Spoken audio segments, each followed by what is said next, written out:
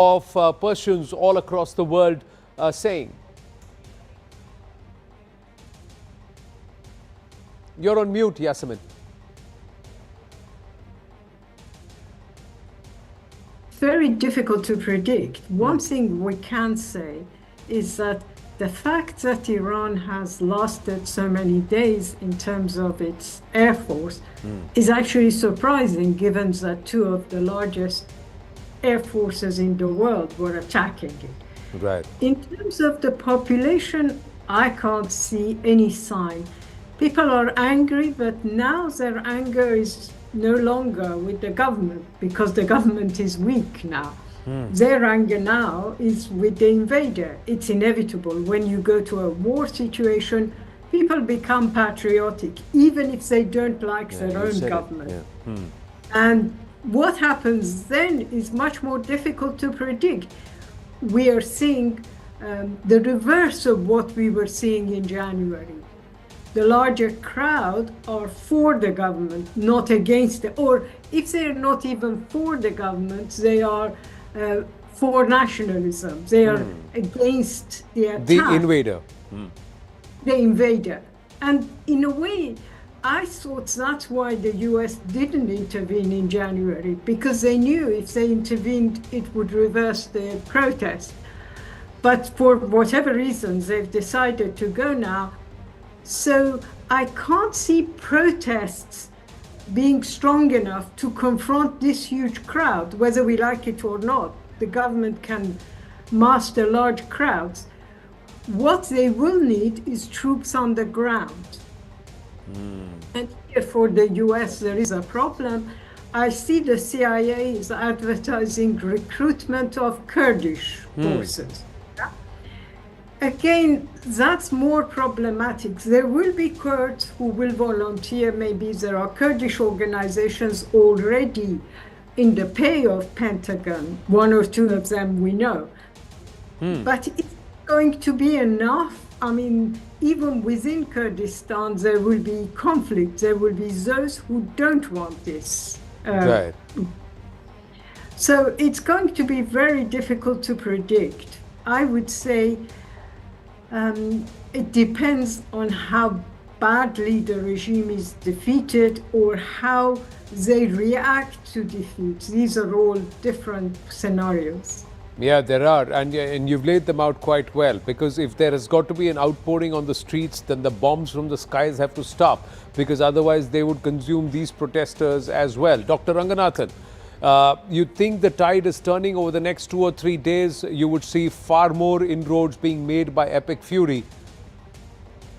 Good evening, Anand, and good evening to my fellow panelists. By the way, the Austrian embassy has complained about CNN because you're holding an Austrian hostage there. So there is complaining as well. another conflict that's starting. So please be very careful. I just thought I'll warn you. Three things. Number one. See, he just said the wife is complaining. He didn't say about himself though. Anyway, go ahead, please. Yeah. I think you're absolutely right about the success of the military operation of Operation Epic Fury. I think within a matter of days, they are, both Israel and America, and anybody else who wants to join in, is going to have complete control over the Iranian skies, and it will be complete monopolizing any military action over Iran. But there comes the problem. If the regime does not switch, or if the regime does not go away, this present dictatorial regime, then this augurs tremendous problem for America. Let me take you back to the Gulf War. In 1990, within a matter of a month, the Americans and the coalition allies had complete control over the airspace of Iraq. But did they materialize a regime change? No. For the next 15 years, you had Saddam Hussein, who was even more brutal than he was before the Gulf War. And therein lies the problem. The fact is, if the regime does not change, you will have increasingly a lot of collateral damage. You already saw how people are amplifying within America the terrible accident that happened in the school where 160 odd girls were killed. Now, slowly, that's going to happen and mirror what happened in Gaza.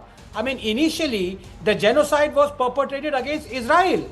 But then as Israel took, defended itself and, basically took revenge for what had happened, the narrative completely shifted against Israel. And that is what's going to happen. Israel can withstand it. Other nations can withstand it. I don't think Trump will be able to withstand it, because already there are voices that are coming up that the entire thing was basically orchestrated to keep the Epstein's files in the background. So I think the narrative out here is not so much military, it is on the media as well. Well, see, one of the things that came out, yes, General Pandey, is the fact that Trump was coaxed into action because 88 of these people were coming down under one convention center, and if there was a chance to get them, this was it. That's what the Israelis told them, confirmed intelligence, and they got the Khamenei on the first night. So they've got the big guy, they've got the big villain, the biggest of them all, the one who was orchestrating it all. They've got it. But what do they do next? The other thing is, now they've got to make sure that they don't come back. They don't strike back. There is no 9/11. There is no repercussion in the next 6-8 months or even the next 2 years. And how do they do it in such a way that they puncture this regime altogether? It's not that easy. And when you wade into something like this, you want it to be short and sharp. And things are different from the 90s to now. The whole dynamics of war has changed. The whole dynamics of getting into a nation, engineering a regime change or neutralizing perhaps a perceived terrorist or terror to the world has changed. The dynamics have changed today. Yes, General Pandey, and then we'll get into the Strait of Hormuz conversation. So we'll walk back with Tom there. But yes, General Pandey, please make your point. Yeah. Look, what happens, I am absolutely apprehensive of going against Dr. Anand, because he's far more knowledgeable and way beyond, and he's very articulate. But please understand, don't ever think that this is Trump's war. This is the war of US. There's a deep state. There's a strategic orientation. These people are much more smart. I'll just try and tell you, please just look back a little bit.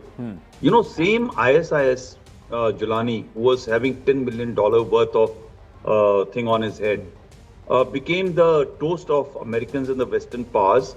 And Saeed was that Syrian guy was taken out. When you look at all that, and then when Operation Landrise happened, Midnight happened, when you're looking at the flight path, which everybody was saying that you can't go over us, and therefore now the flying is taking place over Syria and Iraq, which is friendly environment now. Right. The whole set, this war has not happened just because Trump turned around and said, oh, I have now come here and I'm going to fight a war. This is a planned operation over last 2 years. Yes. Right?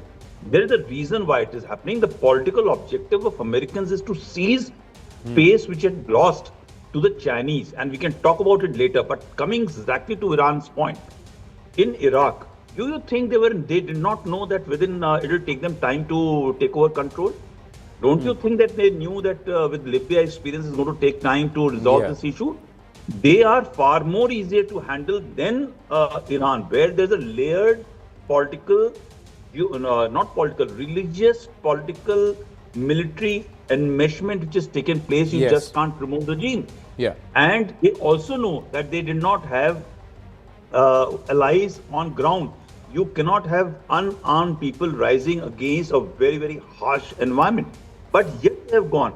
The disturbance in the region is okay.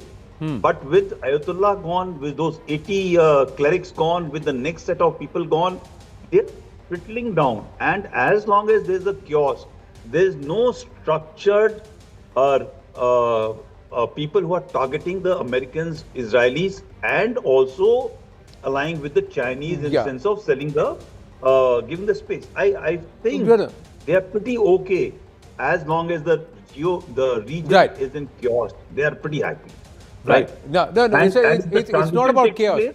But the point is, and that's something which Tom Cooper keeps saying, that once they go guerrilla, there is no answering, or there's no way they can handle it. Now let's come back to the Strait of Hormuz conversation. Yes, Tom. Just quickly calling up this graphic out here to show the kind of traffic that we are seeing. Have a look at the marine traffic through the Strait of Hormuz between the 28th of February 2026 and 3rd March 2026. So this is 28th of February 2026. This is the kind of activity that we are seeing on the Strait of Hormuz. Northern line inboard, Yeah. southern line is outboard. Outbound. So the outbound traffic is quite heavy. The northern line is the inbound traffic.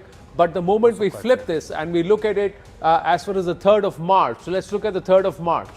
And this is the 1st of March. So it's becoming slowly, they're starting to congregate. And There is a you can see traffic jam. ever more ships stopping here and not moving in or out. Not moving in or out because the traffic jam is slowly starting. No, because obviously somebody there has already signaled, guys, don't go in, don't go out. Don't go, don't. Yeah. And then let's move to the next one, 2nd March. It's getting thinner and the clusters are becoming more. Ever less traffic here foremost. That is most remarkable. When you see just a few relatively small ships, okay, there are some others as well, but generally the traffic jam is building up. Building up. See, they're also hanging around here, not moving on further. 2nd March, 3rd March, finally out. Wow, absolutely gone. You know, reduced. Quite literally reduced. Now, this is the current scenario till the 3rd of March, viewers. Let's try and understand from Tom and with our experts what is going to take control of the Strait of Hormuz away from Iran. So, if these countries here, along with the US, want to dominate the Strait of Hormuz, what do they need to do? Now it's going to get a little bit ironic. Ironic because the Americans are essentially going to apply the same strategy like the British were applying over Iraq in the 1920s, so-called air policies. That means they're going to patrol the skies over Iran and constantly monitor what is going on the ground and try to intercept any kind of a threat for international shipping here around. In what sense? Any kind of trucks that might be carrying UAVs, any kind of trucks that might be carrying missiles, any kind of combatants that might try to take any kind of action in this area.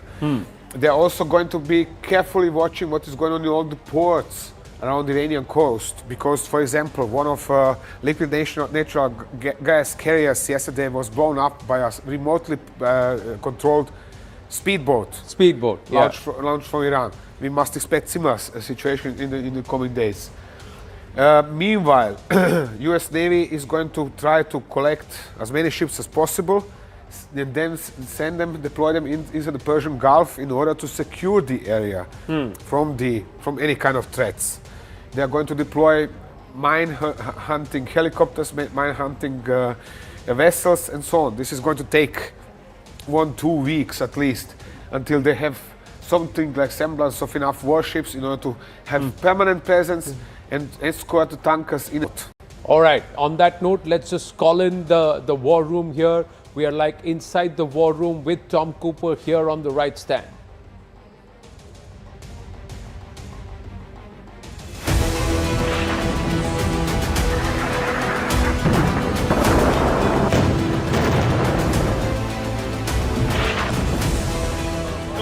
Devastation, a direct hit by a missile. Picture is that the US is not able to defend. Of a drone of massive, the number of ballistic missiles. Where is it that Iran is actually placing its resources right now? Tabriz, Sanandaj, Kermanshah. And this is now what they are doing since yesterday. They are conducting more or less an organized. US bases have been targeted. Drone has been shot down now. Iran can then threaten or attack enemy nationals. A massive missile and drone attack over here. Iran now has been completely, in some ways, dominated. With ballistic missile attack. It means the Kuwaiti air defense was under big strain.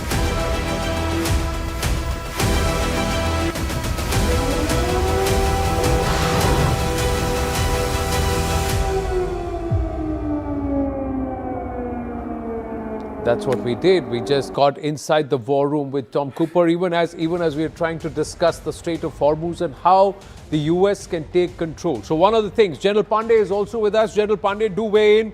That's the reason why the South was important for the Americans. That's why they said we are now going to control the skies from the South. Southern Iran. Yeah. And before moving in. Yes. So it's easier for them to move in. And perhaps that's why, General Pandey, the Iranians have damaged the US bases here.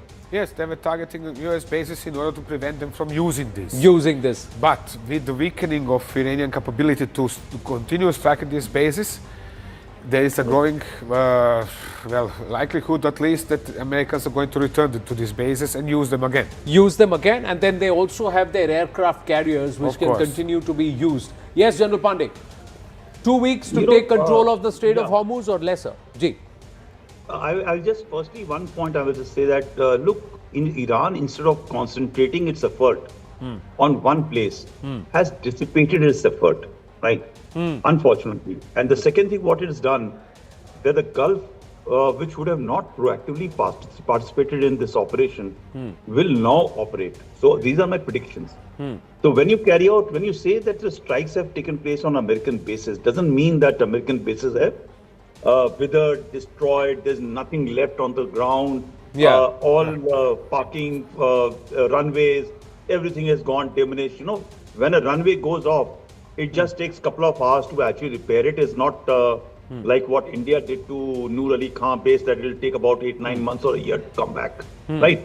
So they have not been able to do. So one thing which time and again people are talking, that the bases have been destroyed. Yes, one building went, one radar, $1.1 billion in XYZ places gone. I agree, these are diminishing this thing. But that radar is not the only one which is functioning. There are a large number of array of systems are deployed. So let's put one thing aside. The second thing which was being talked of extremely high was the fast attack boats of Iranians. Yeah, the speedboats, midget submarines, their unarmed systems, their mine link capabilities, which was the most important leverage. Don't come to us, we'll block Hormuz. Now, when you have been announcing this leverage time and again, I'm sure these guys who are planning in America or Israel, not Israel, Israelis are not worried about it, Americans are. Yeah. They will take necessary discussions that how we need to ensure that this doesn't happen. When you put in, why do you think that Lincoln was parked in there? Lincoln was not only parked for looking after the southern eastern part or the western part of Israel. He was Iran. They were mostly focused on Hormuz. They were looking at the southern part, and their entire capability and capacity is now focused, and that is what they're getting after the Navy.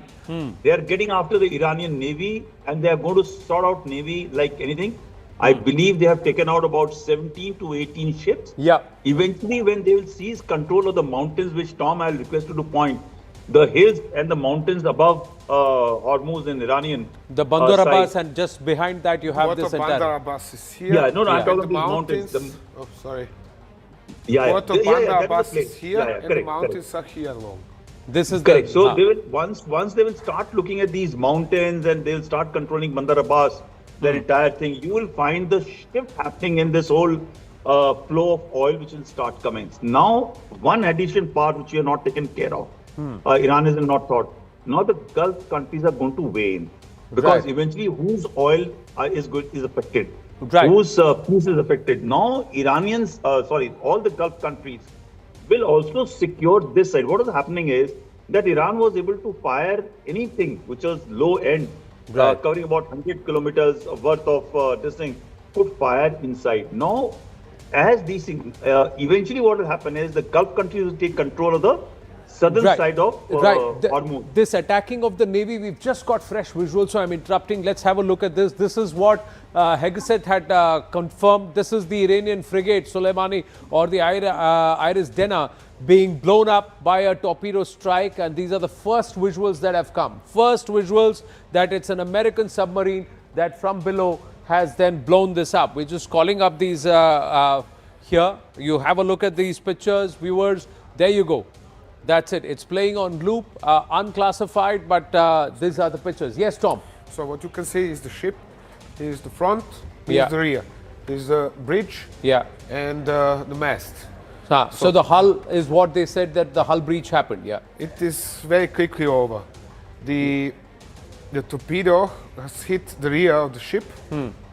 Caused you see it here? Yes. Caused a massive detonation. Then there is a fire. And then a second torpedo strikes, and that's it. The ship is actually finished. Ship is gone. It's at the bottom of the ship. This is a relatively small vessel. This is a relative, it's a frigate. That's what they said. It's a frigate that that's been downed. Relatively, it is. You see that the entire rear stern of the ship is flying above the sea surface. Okay. So it's actually a miracle anybody survived from this strike. Right. Now, so clearly they are now trying to take down the. I'm just going to hand the phone back. Yeah, they take down the navy altogether and weaken the navy. So the moment the navy is weaker, there is no cover fire here. Iranian navy is basically finished. It's finished. There is a question what happened with kilo submarines, because they have 3 and they're extremely dangerous. I haven't seen any kind of reports or visual confirmation that they have been disabled, although there are reports that they have been hit. Right. That's the first question. The second question are these midget submarines, right, which could still go out and strike. Right. What I expect that IGC is going to do instead is to use remotely controlled speedboats. So remotely controlled speedboats. Let's now just quickly change tack. We've got the pictures here, exclusive. First up here on CNN News 18, inside the war room with Tom Cooper. We've got these pictures of the frigate being blown up. Confirmation coming in from the U.S. Secretary Defense Hegseth in his press conference that we are the ones who blew this up. The Sri Lankan Navy came into, because there was a distress call, they came in to help. This was international waters and they rescued about 32 people, but more than 100 are feared dead. And it's all happening in an instant. See, within seconds, the big torpedo, hull breach, and at the rear of the ship, massive explosion. Second one, those are the pictures that we have, the exclusive pictures here.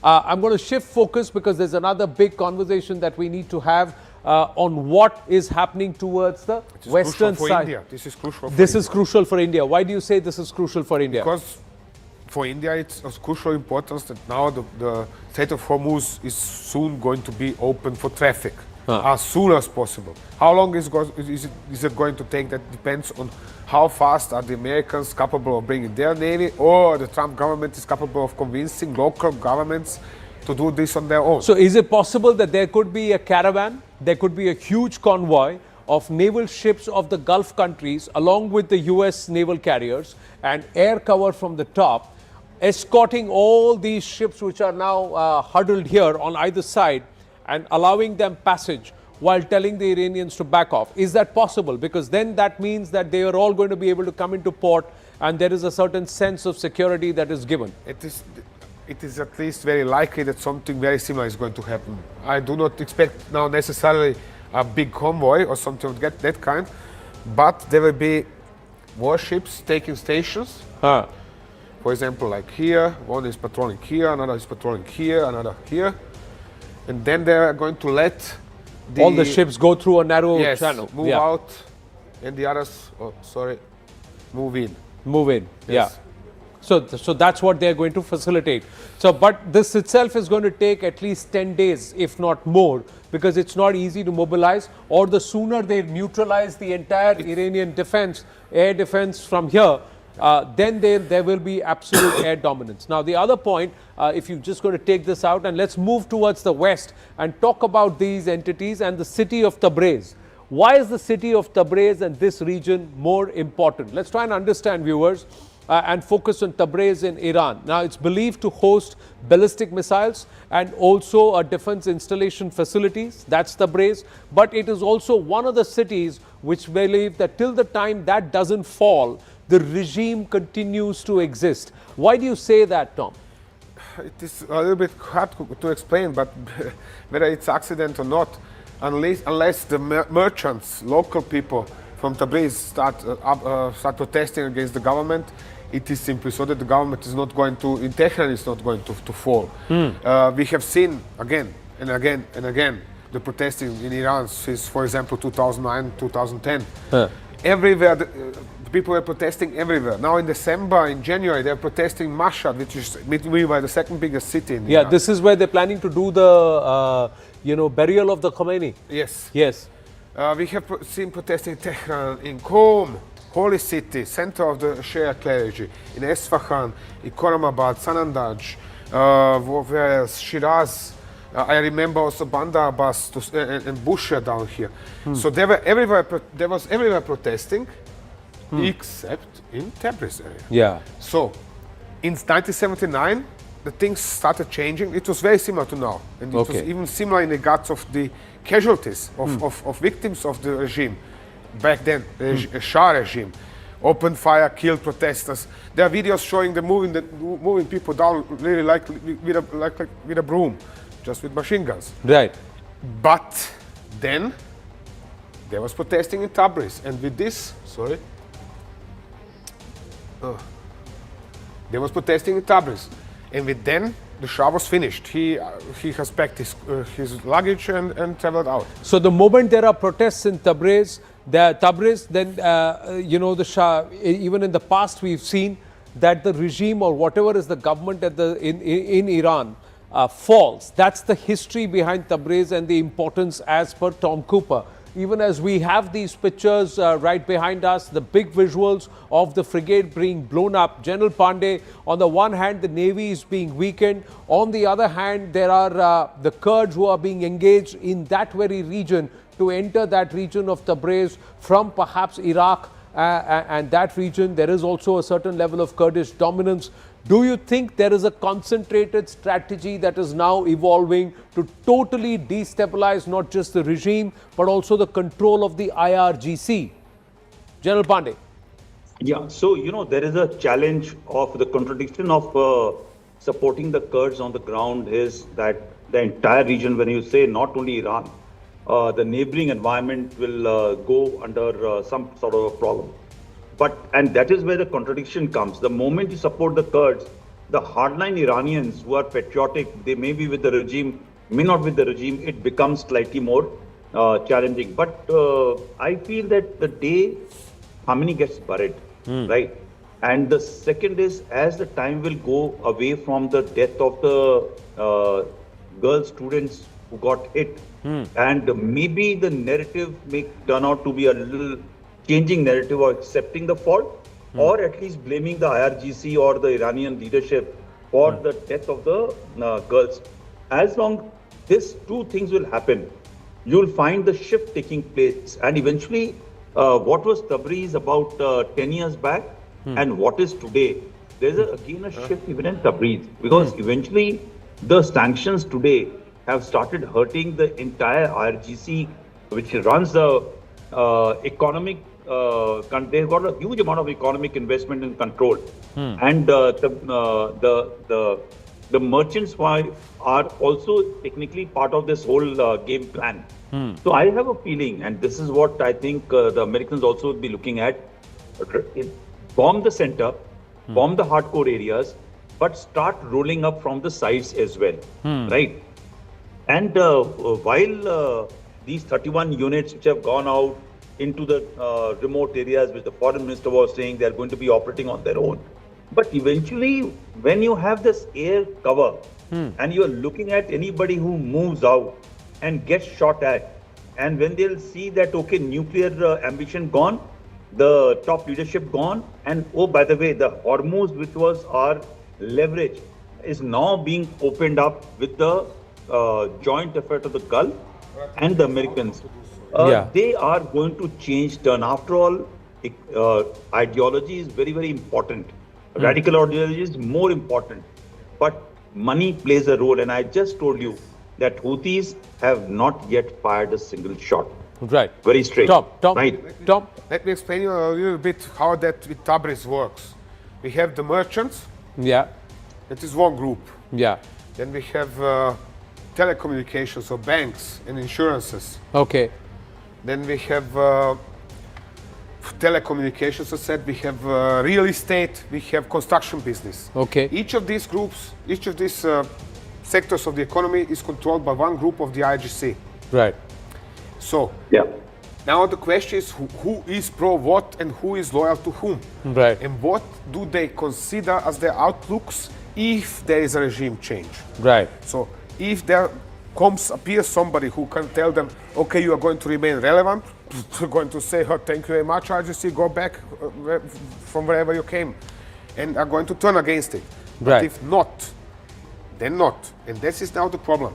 The US allies in northern Iraq are foremost PKK, which is actually a quasi-Maoist terrorist organization from Turkey, of Turkish Kurds, not from Syria or from Iraq. And it's outshot, or some kind of ally, payjack, which is actually Iranian offshot, offshot of PKK. And they are, well, they are turncoats, most of all. So expecting from them now to go to liberating Tabriz, excuse me, this is... it's a little far-fetched is what Tom Cooper is saying. The PKK, the MEK, what are they going to do? We'll talk about that. What's China doing? Where is the Chinese social media machinery that was active in Operation Sindoor? These are all questions that remain. But you've got to stay with us here in the War Room for us to break that down. And we'll do that in the coming days. But for the moment, you see those pictures on your screens, viewers? That frigate has gone up, kaboom, like that. That means the American submarines are also wading into the waters. So if the Iranians have mini subs, do they have the tech to counter perhaps the most powerful naval force in the world, who are there to try and free up the Strait of Hormuz? And that's where it is. The moment the Strait of Hormuz is under the American or the Ally control on this side, and the Gulf nations weave a sigh of relief, that means things are going to change, and the shape of this war itself will change. Agree, disagree, Tom Cooper, that till the time the Iranians hold that jugular, they'll think that they're still in the hunt. The moment this jugular is released. It's like this, and if it comes out like this, then things are going to change. Things are going to change. Well, that's where it is. That's all we have time for in this edition. General Pandey, Tom Cooper, pleasure as always. Stay with us. The coverage continues.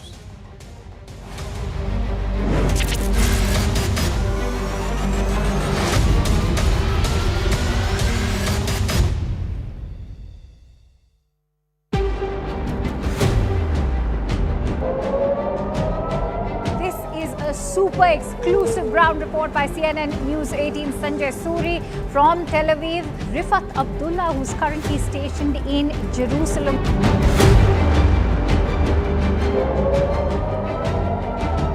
Well, here goes the siren again. A ballistic missile detected on its way here.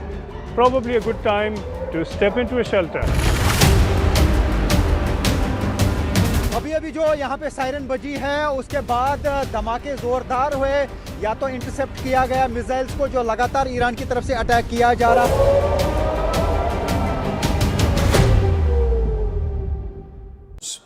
To try and put pressure on, in fact, the Israelis and the Americans. You've got more updates. More updates which are coming in. Fresh Iran strikes on the Saudi Aramco refinery, ladies and gentlemen. Oil refinery site has been targeted once again. The second strike on the refinery in the last 3 days. This will send shockwaves across the energy markets once again as the oil infrastructure in Saudi Arabia has been targeted. But another big news that's coming in. We don't have pictures of that. Right. We don't have pictures. We'll try to get those, Rahul will try to get those visuals. But this is the big update that's coming in the neighborhood. In our neighborhood, big updates which are coming in. A submarine attack on an Iranian ship is what we are learning. An Iranian ship was targeted near the Sri Lankan coast. And the Lankan Navy has launched rescue operations. 35 people have been rescued. Over 60 are missing. This Iranian ship had 180 crew on board. So a submarine attack on an Iranian ship near the coast of Sri Lanka. So this is entering our theater as well. What's going on? I mean, who are these people? Was this just a normal cargo vessel belonging to an Iranian carrier?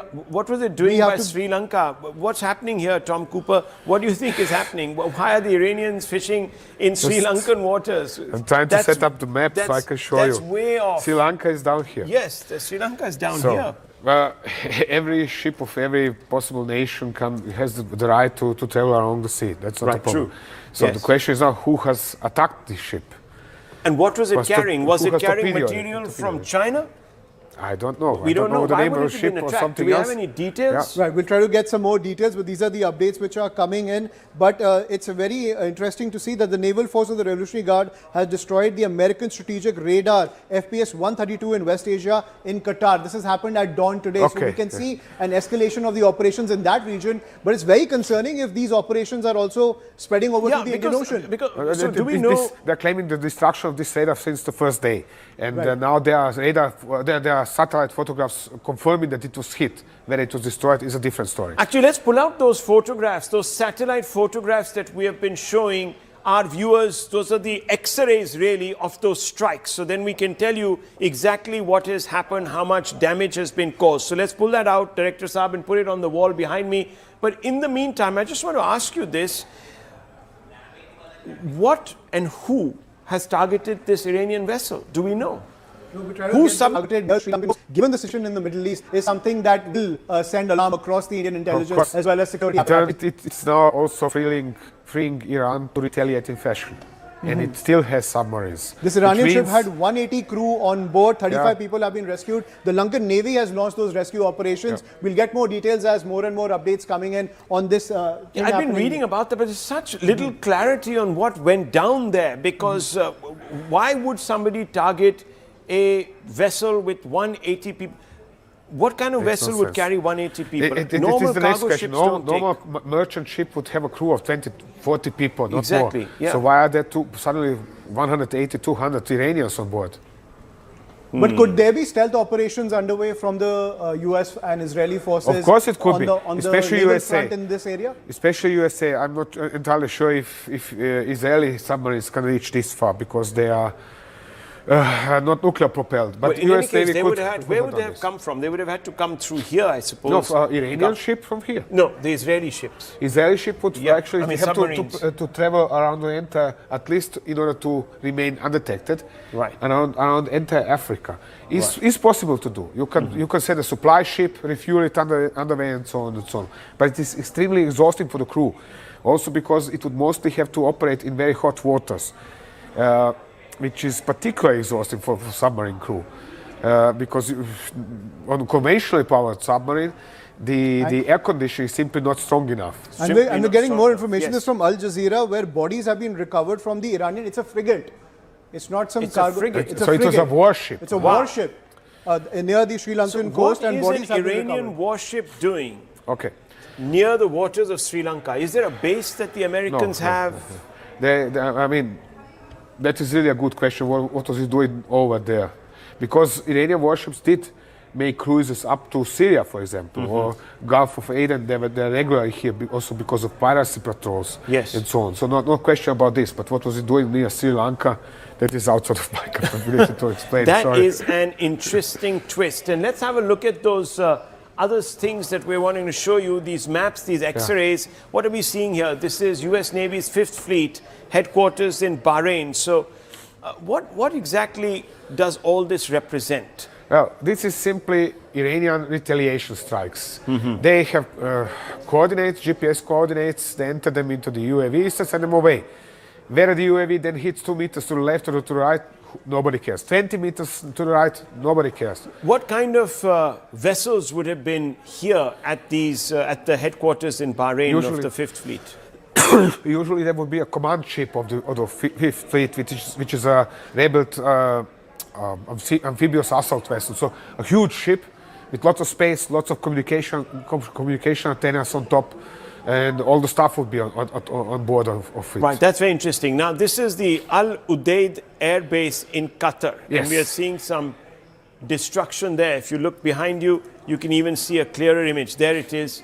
What are we seeing here? What's happened? What is this? I have to zoom out myself a little bit. Have a look behind you, Tom. You can get a better sense on what you're seeing also, because it's a clearer, less pixelated image. Yeah. This is something I'm not sure what it is. It's a lot of scarring on the ground. Like containers or buildings that have been hit. So, but it is no hardened aircraft shelter or something of that kind. Right. So this is maybe a communications radar or something. Could be anything. Or headquarters as well. Yes. And then there's the camp Arif Jan, Kuwait, and you can see some of these round things that have been punctured. What could be these? Because that storage. Would be theoretically petroleum or something similar storage facility. Yes. Definitely some kind of storage facility because of the construction. But what exactly was there hit, that is also hard to gauge. Something was hit and something burned out. And let's have a look at the airbase in Kuwait, because that made a lot of news. This is the Ali Al Salem airbase in Kuwait. There's a radome, there's a satellite dish.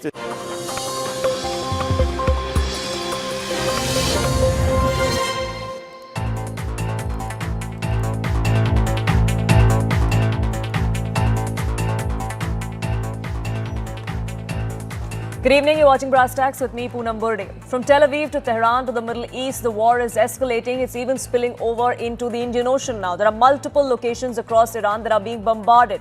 Tehran is carrying out these retaliatory attacks across the region. It has spilled over very close to India, and that is concerning. How far and wide can this war actually go if it drags on for as long as United States President Donald Trump claims it would?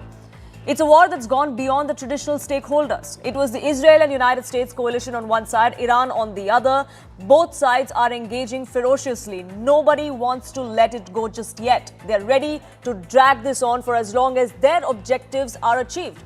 What those objectives are, how clear they are, one does not know, because there seems to be a lot of flip-flop coming in from the United States side especially. Can either sides afford to drag this on for as long as they want? Do they have the capability, both militarily and economically? That's something that we'll try and decode. We are just getting started. We are accelerating, not decelerating.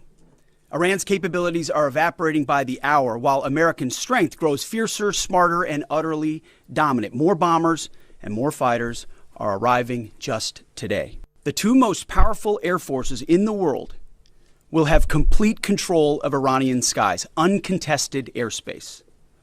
I hope all the folks watching understand what uncontested airspace and complete control means. It means we will fly all day, all night, day and night, finding, fixing, and finishing the missiles and defense industrial base of the Iranian military, finding and fixing their leaders and their military leaders. Yesterday, in the Indian Ocean, and we'll play it on the screen there, an American submarine sunk an Iranian warship that thought it was safe in international waters. Instead, it was sunk by a torpedo. Quiet death. The first sinking of an enemy ship by a torpedo since World War II. We sunk their prize ship, the Soleimani. Looks like POTUS got him twice. So there is a dramatic and lethal escalation of the broadening of West Asia conflict. The Iranian Navy frigate Iris Dena was struck not too far away from Sri Lanka. It was approximately 40 nautical miles south of Galle in Sri Lanka. The incident marks the first major naval casualty of the US-Iran-Israel war, and that too far away from where the war actually is happening. This is deep in the waters of the Indian Ocean. In fact, the video has just been released and put out by the Secretary of War, by the Department of War of the United States. This is that thermal imaging video that has been released of the attack.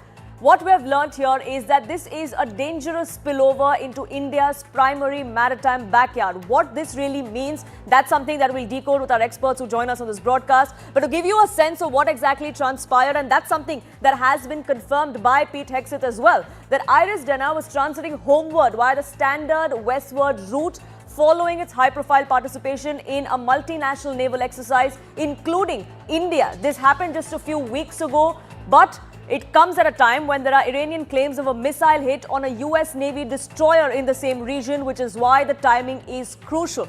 This sinking of the ship appears to be a direct signal to Tehran that Iranian ships are no longer safe. That is what the Secretary of War of the United States also had to say, that even on distant transit routes far away from where this is playing out in the Persian Gulf, even there Iranian assets are not safe. In fact, we are getting details of what exactly has happened, how it is that Sri Lanka is also looking at what has transpired, and I'm just going to give you a sense of how Sri Lanka is looking at this. In fact, this is a tweet that has just been put out by Namal Rajapakse, who's gone on to say that what has happened off the coast of Galle is extremely serious. Reports indicate over 100 Iranian personnel are missing in what appears to be a submarine attack just outside our waters, which is a major security concern. So it's a concern for Sri Lanka, it's a concern for India as well.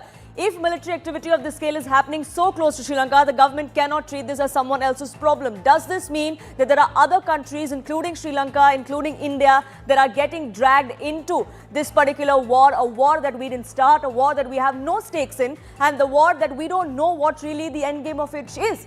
Commander V.K. Jaitley, a defense expert, joins us on this broadcast. Commander Jaitley, I want to get in your input on this. You must have seen that video as well of what transpired. So first, I want to talk about exactly what happened. The kind of narrative that we're seeing from the American side, and the Secretary of War, they're going on to say that looks like United States has got Iran twice over. Is that something that should concern the Iranian side and everyone else that seems to be standing with it? See, US and Israel, as they were saying that they have already controlled the total skies above the Iranian country. Now they want to control the ocean also, the Persian Gulf as well as the Gulf of Oman, both, and Strait of Hormuz, which Iran said we will close it. Now, if you see, the navy of the Iran is not very strong. They have hardly around 100 ships. Submarines, definitely they have got some 20 plus submarines, but only 7 frigates, no destroyers, some corvettes, very small ships. So overall, if you see, they are no match with what US has. The 2 aircraft carriers, the biggest ones, Abraham Lincoln and Griffith.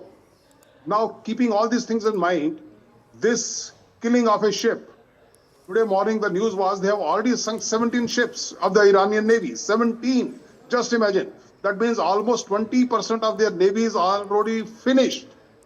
And with this one additional, which is with their torpedo, which they say after the Second World War, the first time with torpedo they have hit a ship.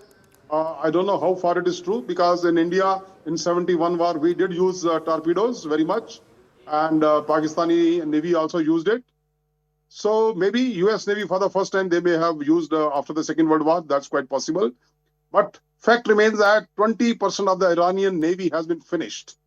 And probably as far as their missile stocks are concerned, that has been finished more than 20% already.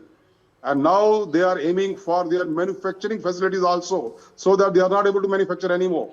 So I think it's a matter of time how far Iran can pull on. But yes, they are in a very bad shape as of now.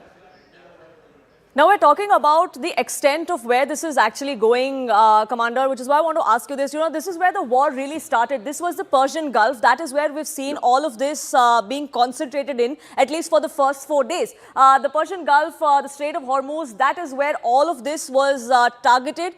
Far away from there, here is where we're at. This is where this is how far away we're at from the war where it's actually taking place. This is about 40 nautical miles away from Gaul, which is a port city in Sri Lanka. That is where this particular sinking of the submarine has taken place. If you look at where exactly the war was playing out, which is here in the Persian Gulf, which is here near the Strait of Hormuz, which is now blocked, from there to come in here all the way. What kind of concern is that for India and India's maritime interests as well? Yeah, I just happened to be there at Gaul just 15 days back. So I'm also surprised what was the business for them to come all the way this side, because they don't have any job to be in this area. They should be near the Persian Gulf and the Gulf of Oman, in that area. So why they have come, I'm myself in a fix to think why they came all the way this side. But definitely, US keeps its submarines across all over the world, let me tell you, all over the world they have. So they keep a watch, but definitely they cannot get into the exclusive economic zone of any country, which is 200 kilometers or 200 nautical miles, in fact. So they should not be coming there. 200 nautical miles, around 370 kilometers. So they have no business to enter the exclusive economic zone of any country. They don't have. So it can go to the international court also if they have entered exclusive economic zone of any country and then done this job. Commander, I request you to stay on with us because a lot of these norms and rules are clearly being thrown to the wind. Does Donald Trump, does United States, Israel actually care about sticking to any of these norms? That's another point of discussion altogether. But I do want to also introduce our two other guests who join us on this broadcast. Owen Alterman is a diplomatic correspondent with I-24 News. Errol Morkoch is also joining us. He's a senior spokesman of Republican Overseas. And I want to get in Mr. Alterman first. I understand that just a few minutes before you were to join us, there were sirens that were blaring once again. You had to take cover. That seems to be routine, at least for the last 4 days or so. What exactly seems to be the situation at the moment? And what is the sense that you're getting on ground? For how long is this going to go on? We'll start with the Israeli home front. You're right. We're used to this, sadly. There are people who have been killed. There are people who have been injured. There are people who had property destroyed. For 99.9% of the rest of us, we've just been going through the drills, changing our lives, changing our routines, going to the shelters, coming back, learning what the procedures are of our home front command for letting us know what to do. You're right. We've been used to this over the 4 days of this war, but we've also become used to this over the 2.5 years of war since October 7th, understanding the different kinds of alerts from different fronts, whether they be from the Gaza Strip, which thankfully the rocket fire has been long behind us, or from Lebanon, or from Yemen, so far dormant over the course of this war, and obviously most recently from Iran. I can say the morale here is very, very high in here in Israel. There's a sense that we are winning. There's a sense that we're making progress. Obviously, stateside in Washington, we heard the press conference of Secretary of Defense Pete Hegseth. That's certainly his sense. But obviously, there's a recognition here of the complexity. There's a recognition here of the amorphous nature of the end game, of how many different scenarios could play out. So obviously, there's an optimism, but it is still a cautious optimism. We did speak with the Foreign Minister of Israel just a short while ago here on CNN News 18, and he told us that Israel and the United States are ready to be in this for the long haul, for it to continue for as long as it takes, because the end game is to ensure that there is regime change in Iran, and that will be achieved. But can Israel continue? Can they afford to continue for as long as this would go on for? Well, first, it's wonderful to hear that Foreign Minister Gideon Sa'ar did an interview with you. It's wonderful that he's out there. India is obviously an incredibly important country and partner for Israel. It feels so long ago that Prime Minister Modi came on his visit here, but it was, of course, just last week, and we all remember those pictures. And here in Israel, remember what we felt, seeing that, especially so deep into a war, which, of course, we're even deeper into now. Look, in terms of the home front, there is obvious staying power. In terms of the military and Israel's diplomatic arena, obviously, we have to wait and see. This is a country that wants to go as far as it can in Iran, as far as it can in terms of hitting Iran's military assets, as far as it can in hitting Iranian political and leadership targets, and of course, as far as it can in actually bringing down and taking the regime down. Will all of those goals be achieved? Will the most maximalist vision of this war be achieved? That is, of course, what we don't know. In terms of the stamina of the public is obviously there, has been for a long time. We've suffered for a very long time from Iran and the octopus arms of its proxies, from Gaza to Lebanon to ones we hadn't known before in Yemen and elsewhere. So this is a country that is interested in doing it. To what extent are the goals achievable is, of course, the unknown of this war. Now, I ask you to stay on with us because we're talking about what the United States and Israel together are doing, and I want to get in Erol Morkoch as well. Thank you so much for joining us here on CNN News 18. We just heard the Secretary of War there go on to say, and President Trump has reiterated that on multiple occasions as well, that we are in this for the long haul. For as long as it takes to change the regime in Iran, we are ready to do so. Now, Israel has hinted at putting boots on ground. Is the United States also wanting to do that, open to doing that? The United States is not wanting to do that. Of course, we never take anything off the table. When you are the United States of America, you always have to have your cards in your deck. But the idea is not to put boots on the ground or American boots on the ground besides special forces. And of course, there's maybe more interest in regional allies, inspiring the Kurds or inspiring certain uprisings around there. If there's going to be boots on the ground in Iran, that would be a political disaster for President Trump. So that is not the American goal as of this time. But if it comes to that, would that be the case if Israel pushes you to do that? Because Israel is ready to put boots on ground, because they say that the only way to see the logical conclusion to this conflict that was started 5 days ago, to this war that was started 5 days ago, is that the regime changes there. And if putting boots on ground is what it takes, then that's what it takes.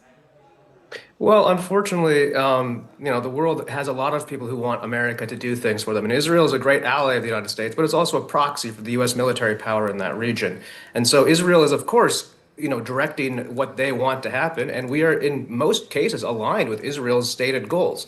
When it comes to things going as far as that, though, President Trump is in charge. President Trump is not going to put boots on the ground in an unnecessary way. Now, in a disaster scenario, let's say nuclear bomb shot at the U.S. Army or U.S. Air Force or something in the region, some sort of catastrophic event, okay. But in the current circumstances right now, Trump is very hawkish on strikes and very dovish on invasions. And of course, Israel isn't pushing or pulling the United States to do anything. They're our ally and our friend and somebody we're working with. But as far as this conflict is concerned, Mr. Morkoch, I want to ask you this because the most recent spillover seems to be in the Indian Ocean region, far away from where the actual conflict is going on. I mean, the world seems to be at risk. The cowardly Iranian Navy should be around the area of the warfare. Instead, they're going around conducting exercises because they're too weak and ineffective to do anything. And the United States Navy will hunt them down around the world and destroy them, along with our Israeli and other partners in that endeavor. But the Iranians certainly don't have any reason to be driving frigates around the Cape of Africa and into the Indian Ocean. The United States guarantees maritime security. The U.S. government is actually going to guarantee the insurance of shipping through the Strait of Hormuz, which is going to, of course, offset Lloyd's of London domination of that situation. So I think very sternly, the United States is sending a message that there's no Iranian ship or submarine or asset that is safe anywhere in the world. And if they think they can hide under the cover of international water, we will prove to them that we own that international water. Owen Alterman, if Israel and the United States were to take this message around that the world is on one side and Iran's on the other, and anything that Iran touches would be dust, then that's going to be problematic for the rest of the world as well. Is Israel prepared to go with that particular strategy of the United States? Because like Mr. Morkoch was also pointing out, that on certain things, they seem to be on the same page, but on some certain things, they don't see eye to eye. Well, first of all, you're absolutely right about that. I mean, Mr. Morkoch used the word proxy in one part and ally in another part. Israel certainly doesn't see itself as a proxy of the United States, but very, very much as an ally of the United States. And Donald Trump continues to be wildly popular here for obvious reasons, including among people who don't share other parts of his worldview and are otherwise skeptical of his personality and his political style. They certainly love his policies and love the way he executes them and loves the way he sells them. In terms of the geographic spread of this, you're absolutely right to focus on that, especially from an Indian perspective and especially given the development today off the coast of Sri Lanka. The reality is it's been the Iranian side that has expanded the geographic scope of this war, much more so than the U.S. and Israeli side, a geographic scope that now extends from Cyprus, of course, all the way to Sri Lanka. But much of that was Iran's doing in terms of attacking the Gulf states, which have become a kind of center of gravity in the diplomatic arena of this war. And the fact that those countries have bought in so many ways, both financially, but much more importantly, in terms of what they have symbolized in terms of their human development, so much soft power around the world, the fact that they've been targeted by Iran, I think has very, very much helped Israel's diplomatic effort in Europe and in the United States in terms of generating support for a war from understandably skeptical publics. In terms of Asia, obviously, the hits to oil supplies, I would imagine, would be an enormous concern for the Indian government and obviously further afield for the Chinese government and more broadly for the world economy. At some point, I would imagine that would be an enormous factor into how this war will play out, how publics will look at it, how the U.S. alliance structure will look in Asia. We're much more focused right now on U.S. public opinion and on Europe. But you're right, the geographic scope of Asia is something that I think will very much be on our radar screens moving forward.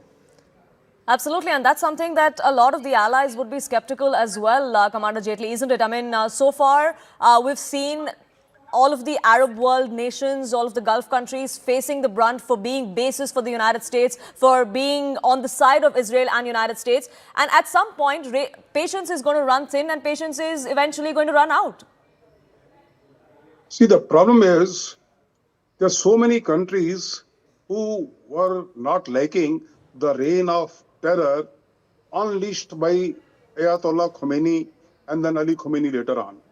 If you see Iran before 1979 and after 79, they have really tortured so many people. And you can say the 50% of the population, the women folk, who used to participate in each and every activity before 1979, they were thrown back to their homes with burqas, black burqas. This was too much for them to absorb and to just accept it as it is. So they retaliated. So there have been a simmering anti-establishment things going on in Israel all the time. Since 1979, let me tell you. And last few months, few years, the uprising started in a big way. There were so many agitations.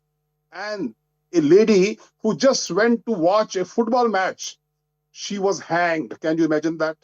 And there are so many cases and thousands. Now that uprising only can help in overthrowing this regime. Just killing a few, the next phase chaps will take over.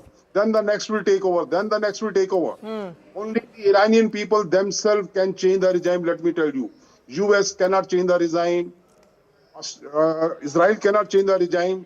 It's the Iranian people themselves. But they perhaps just want someone pliable, someone that they can control and then control the entire region, not just Iran. I mean, that's something that seems to be the end game here. But I do want you to stay on with us, and I want our other guests to indulge me as well as we talk about where this war is headed, and can the US actually continue to drag this on as they claim they would want to until those goals are achieved. According to the US president, he says that we have an infinite number of resources, that stockpiles are higher and better than ever. He says that the United States has virtually unlimited supplies, but is that actually the case? The country can fight wars indefinitely is what US President Donald Trump said. He said we're fully stocked, we're fully prepared. His Secretary of War, Pete Hegseth, just a short while ago echoed that message. But behind the scenes, there seems to be some unease. And what reports are also suggesting is that the administration, in fact, is planning meetings with major US defense contractors. Why is that? Because stockpiles are depleting. In 2 days from now, we're going to be seeing that crucial meeting take place at the White House, and discussions are going to be focused on accelerating weapons production. That scheduled meeting with top defense industry leaders at the White House is to replenish supplies amid this military strikes that involve Iran. So for how long can they actually drag this out as they claim they would? And Coach, I want to ask you that, it's one thing about rhetoric, it's one thing to say that we will ensure that we reach the logical conclusion of this particular war, but financially, militarily, can the US afford to drag this on for as long as they really want to? In this situation, I mean, the forever is sort of a variable term because, forever only encapsulates how long the other side can enable themselves, right? So like a market can remain insolvent more than you can remain irrational. And so in a situation here, Trump and Hegseth both have stressed for tier 2 and tier 3 munitions, the type of munitions that would not be highly kinetic, hypersonic, precision, nuclear, EMP, these kind of specialized weapons. In these general munitions, we have, compared to the time frame of expending them, an unlimited supply. And the idea that we couldn't ramp that up in the United States domestically is crazy. We have the absolute best international defense industry possible. Now, financially, I mean, the goal isn't to run a forever war. The goal isn't to just make defense contractors rich by bombing people. And so there has to be balance there because the American people, especially Donald Trump's supporters, are not going to support a forever war, especially going into the midterm. So Trump has to be tactical here. And also, we have to be realistic that, again, the U.S. output manufacturing supply in this place is unmatched. The Russians can produce munitions at this great rate, but if the Russians can do it, we can do it much better than them. And we have the stockpiles verified and unverified. And President Trump has gone around and placed those munitions in strategic countries all around our different proxy countries in the Middle East, whether that's in Qatar, whether that's in Turkey, whether that's anywhere. We have created an entire ring around Iran with these weapons, or allies in Israel. And so in that situation, I'm not at all concerned about the lack of munitions. I am, however, concerned about the lack of will from the U.S. Congress, and we'll have to find out how that happens. And speaking of that lack of will, because there were some senators, some congressmen who came out and have publicly voiced their concerns of what really the strategy is of the Trump administration, which is why I do want to play out some sound bites and some reactions that we've seen from the Senate minority leader and other senators as well, who've come out and said that after a congressional hearing, we were more confused than ever before. Let's listen into those reactions before I get in more voices on our panel. I left the intelligence briefing more concerned than reassured. If the case for war were strong, it would be consistent. Instead, the rationales change by the hour. Regime change, nuclear weapons, missiles, defense, preemptive. Which is it? When the justification keeps shifting, a strategy is missing. There is no strategy. I just left a classified briefing on Iran, and it only confirmed what we already knew. Donald Trump is waging an illegal war, and he has no plan to end it. Today, he said we attacked Iran because he had a feeling, but we know the truth. Trump is lying about Iran's nuclear capacity. He's lying about Iran's missile capabilities, and he's dragging the United States into another endless war in the Middle East. Owen Alterman, I want to ask you this. I mean, stockpiles aren't unlimited, and it's day 5. Tehran is retaliating, was there some miscalculation perhaps on part of Israel and of the United States? Did you actually think that this would go on for as long as it did and that Tehran would keep hitting you back for as long as they're doing it so? The war is obviously unpredictable, but I think it's too early to make the call on whether there was or wasn't a miscalculation. Analysts here, and I suspect in many other places, are seeing this now as a race. Who can wear down the other side faster? Can the United States and Israel destroy It's an attritional war at the moment. Right. Well, in a sense, can the United States and Israel destroy Iran's capacity to launch its missiles faster than Iran can force the United States and Israel, and for that matter, the Gulf states, to deplete their supplies of interceptors? That's the way it's being framed in some senses here. Exactly who's going to win that race is what we don't know. We heard again how much, again, just most recently in the last few hours from the Pentagon, just how much the strikes in practice have gone down by 86% in terms of missiles, 73% in terms of drones. Those were the numbers given by the head of the Joint Chiefs of Staff of the United States, Dan Raisin-Kane. So that's in terms of strikes, but in terms of how much of the capacity has been hit, that's an open question. Some of this, from what we understand, is deep underground and hard to hit.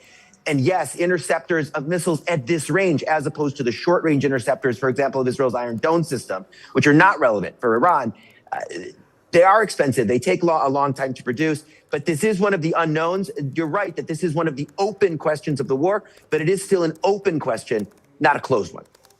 Well, we'll see for how long this drags on and who wears who out, who tires the enemy out in this particular case. That's really is going to decide when and how this war ends. But I thank you, gentlemen, for joining us here and sharing your perspective on this. But I do want to dig a little deeper into what this war would eventually become, what this war of attrition really is. Because waves of drone attacks by the Islamic Republic of Iran are putting pressure on the defenses, not just of the United States, but also of its partners, especially in the Gulf. From Bahrain to the United Arab Emirates, they're all feeling the heat because weapon stockpiles are depleting. They're also getting attacked left, right and center because they have given shelter to American assets.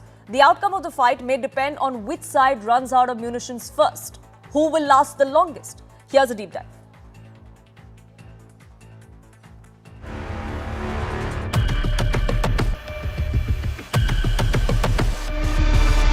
It's day 5 of the war between Iran and United States and the Israel coalition, and it's already become one of attrition. The outcome and duration of the war in the Middle East may be decided by a grim calculus based on the size of Iran's drone and missile stocks versus the vital air defense munitions held by the United States, Israel and their Gulf allies. Since the war began, Tehran has responded with repeated waves of drone swarms, missiles aimed at US bases across the Arab world and in mainland Israel. Iran has launched hundreds of projectiles, including cruise missiles and Shahed series drones across the region. On the defensive side, US and allied forces have relied heavily on high-end missile defense systems like the Patriot or the THAAD interceptors to shoot down these incoming threats. These systems are effective. Interception rates are set to exceed 90% in many engagements, but each shot comes at a steep price. It depletes limited inventories. This has turned much of the conflict into what experts call an attritional salvo competition, a race to expend fewer resources than the opponent. One of the defining features of this conflict has been the economic and production imbalance between the offensive and defensive weapons. Cheap Iranian drones versus the $1 million American interceptor missiles. The Shahed 136 are 3.5 meters long. They have a wingspan of 2.5 meters. They're relatively slow, but they can carry an explosive payload of about 50 kilograms. That's enough to damage a skyscraper, not just enough to bring it down. Their range is as much as 2,000 kilometers, and they're typically pre-programmed on complex flight paths, traveling low above ground to try to evade radar detection.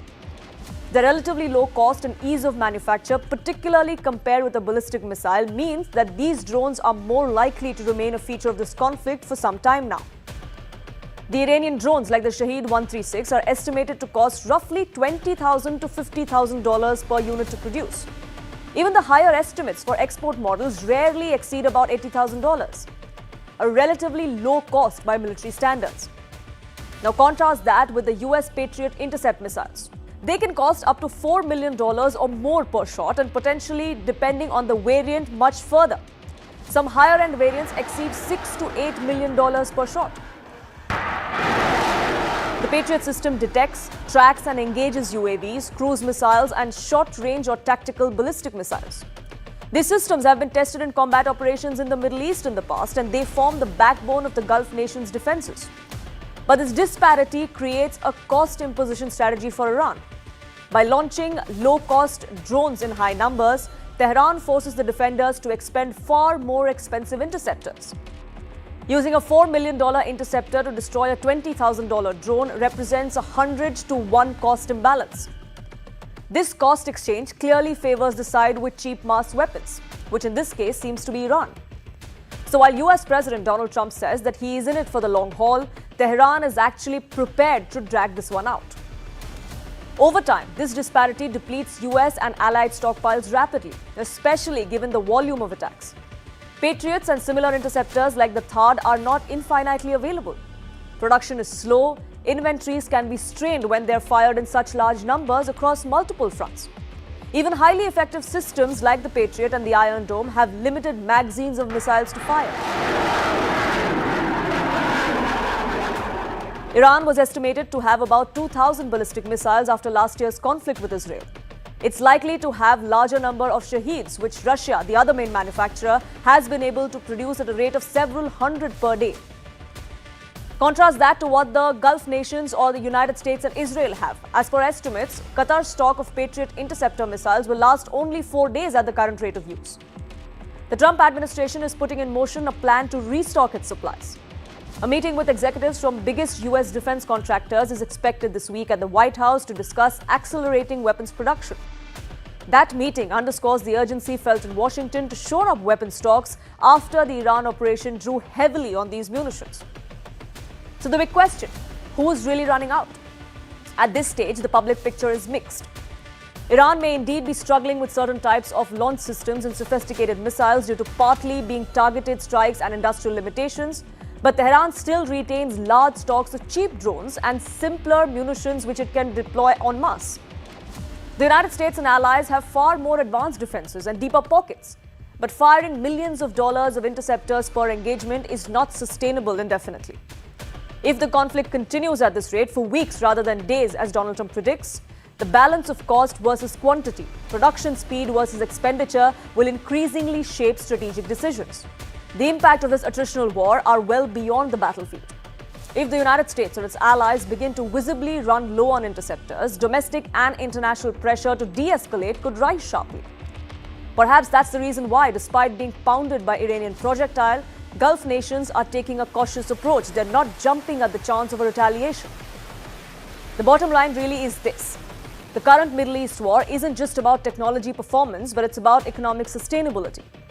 It is a war of resources and endurance, and the side that lasts longest will ultimately decide how and when this war ends. So it's day 5 of the war and there is no let-up. We are seeing projectiles coming in from all quarters. We are seeing sirens that are being sounded in different parts of Israel. CNN News 18, in fact, is the only channel to get you a sense of what's transpiring in Israel, both from Tel Aviv and from Jerusalem. Take a look at this exclusive ground report. Well, here goes the siren again. A ballistic missile detected on its way here. Probably a good time to step into a shelter.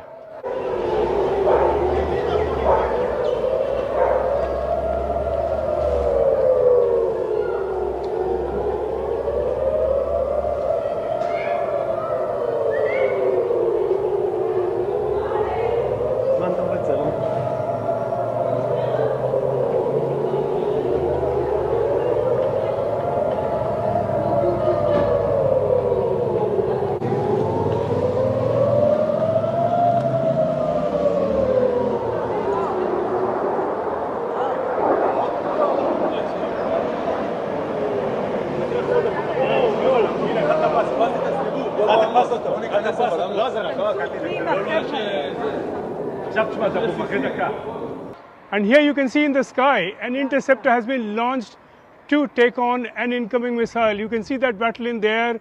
You can hear the sounds coming in now. Big bangs coming in from the sky. हम इस वक्त north east Jerusalem में हैं। अभी अभी siren बज गई है और लोग यहाँ पे जमा हो रहे हैं। अगर एक और सायरन बजती है तो लोग यहाँ पे अंडरग्राउंड बंकर्स में जाएंगे। आप देख सकते हैं कि इर्द गिर्द लोगों ने गाड़ियाँ खड़ी कर दी हैं और रुक गए हैं और अब वेट कर रहे हैं। अगर एक और सायरन बजती है तो सारे लोग जो है वो यहाँ पे अंडरग्राउंड बंकर्स में जाएंगे। तो लगातार सायरन्स बज रही, ईरान की तरफ से लगातार अटैक्स किए जा रहे हैं और दूसरी तरफ से हिजबुल्लाह भी कोशिश कर रहा है इसराइल को निशाना बनाने की। हालांकि इसराइल की तरफ से लगातार हिजबुल्लाह को भी निशाना बनाया जा रहा है। तो फिलहाल यहाँ पे इस वक्त ये जो वार्निंग है वो आ गई है, लेकिन अभी अगर एक और सायरन बजती है तो उसके बाद यहाँ पे ये सारे लोग जो इर्द गिर्द हैं ये बंकरों में जाएंगे अपने आप को बचाने के लिए। अभी अभी जो यहाँ पे सायरन बजी है उसके बाद धमाके जोरदार हुए। या तो इंटरसेप्ट किया गया मिसाइल्स को जो लगातार ईरान की तरफ से अटैक किया जा रहा है, और अब हम देख रहे हैं इर्द गिर्द जो हैं वो एम्बुलेंसेस की आवाज़ सुनाई दी जा रही है। हो सकता है कि कहीं पे मिसाइल गिरा हो, ये अभी क्लियर नहीं हो पाया है कि आखिर ये धमाके किस चीज़ के हुए, लेकिन ज़ोरदार धमाके हुए। या तो आसमान में उन मिसाइल्स को इंटरसेप्ट किया गया या कहीं पे वो कोई मिसाइल या रॉकेट जो है टारगेट पे लगा होगा। तो फिलहाल यहाँ पर जो ही सायरन बजी तो सारे लोग जो थे, मैं इस वक्त जेरूसलम में हूँ और सारे लोग जो हैं अंडरग्राउंड बंकर्स में गए थे, जो बॉम्ब शेल्टर हैं उनमें गए थे और अब धीरे धीरे वो Well, the situation there is not letting up as far as Israel is concerned, and that's the situation for many other countries as well. While the world watched for the last 4 days, and world powers across the world, not just in that region of West Asia, they saw what was unfolding there. Some watched it with confidence, some others with anxiety. China, though, was silent until today. Chinese Foreign Minister Wang Yi finally dialed his Israeli counterpart Gideon Saar and reminded that the attack on Iran came as negotiations were on between Washington and Tehran, and that those negotiations were making significant progress. China issued a strong warning to US and Israel over these attacks on Iran.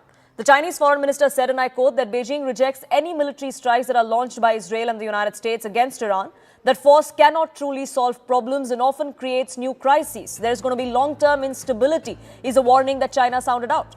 The Chinese Foreign Minister also went on to say that the real value of military power lies not on the battlefield, but in preventing this war. Now, China is already bracing for the full economic impact of this conflict. Energy supplies are severely disrupted, the supply lines, even though Strait of Hormuz and Iran has made an exception for the Chinese vessels across that strait, there seems to be some disruption nonetheless. So why is the dragon spitting fire then, and will it go beyond just the kind of warnings and comments that it has come through? To try and decode that and get some answers, we're joined by Einar Tangin. He is a senior fellow at the Center for International Government Innovation and chairman of Asia Narratives Substack. Thank you so much for joining us here and speaking with us. China is finally looking into what exactly is unfolding there, sounding out an alarm, so to say, to Israel to stop this as soon as possible. What's at stake for China? Well, Poonam, it's not just China. China is deeply integrated into the world. It's number 100 in terms of the 195 countries, in terms of resources per person. And it relies on a very robust trade relationship where it brings in resources, adds value, and then sells them. War is not good for China. But Chinese military is not geared for any kind of offensive action, especially overseas. It's not the way they have set up. It's all defensive, taken care of within the country. So they don't have the capability to do it. They can supply weapon systems, defensive. I don't think they're going to be offering any kind of offensive ICBM type things, but definitely defense items could be part of that, whether it's early warning radar, or systems that shoot down incoming missiles and things like this. So they're strongly worded, but there's not much they can do or want to.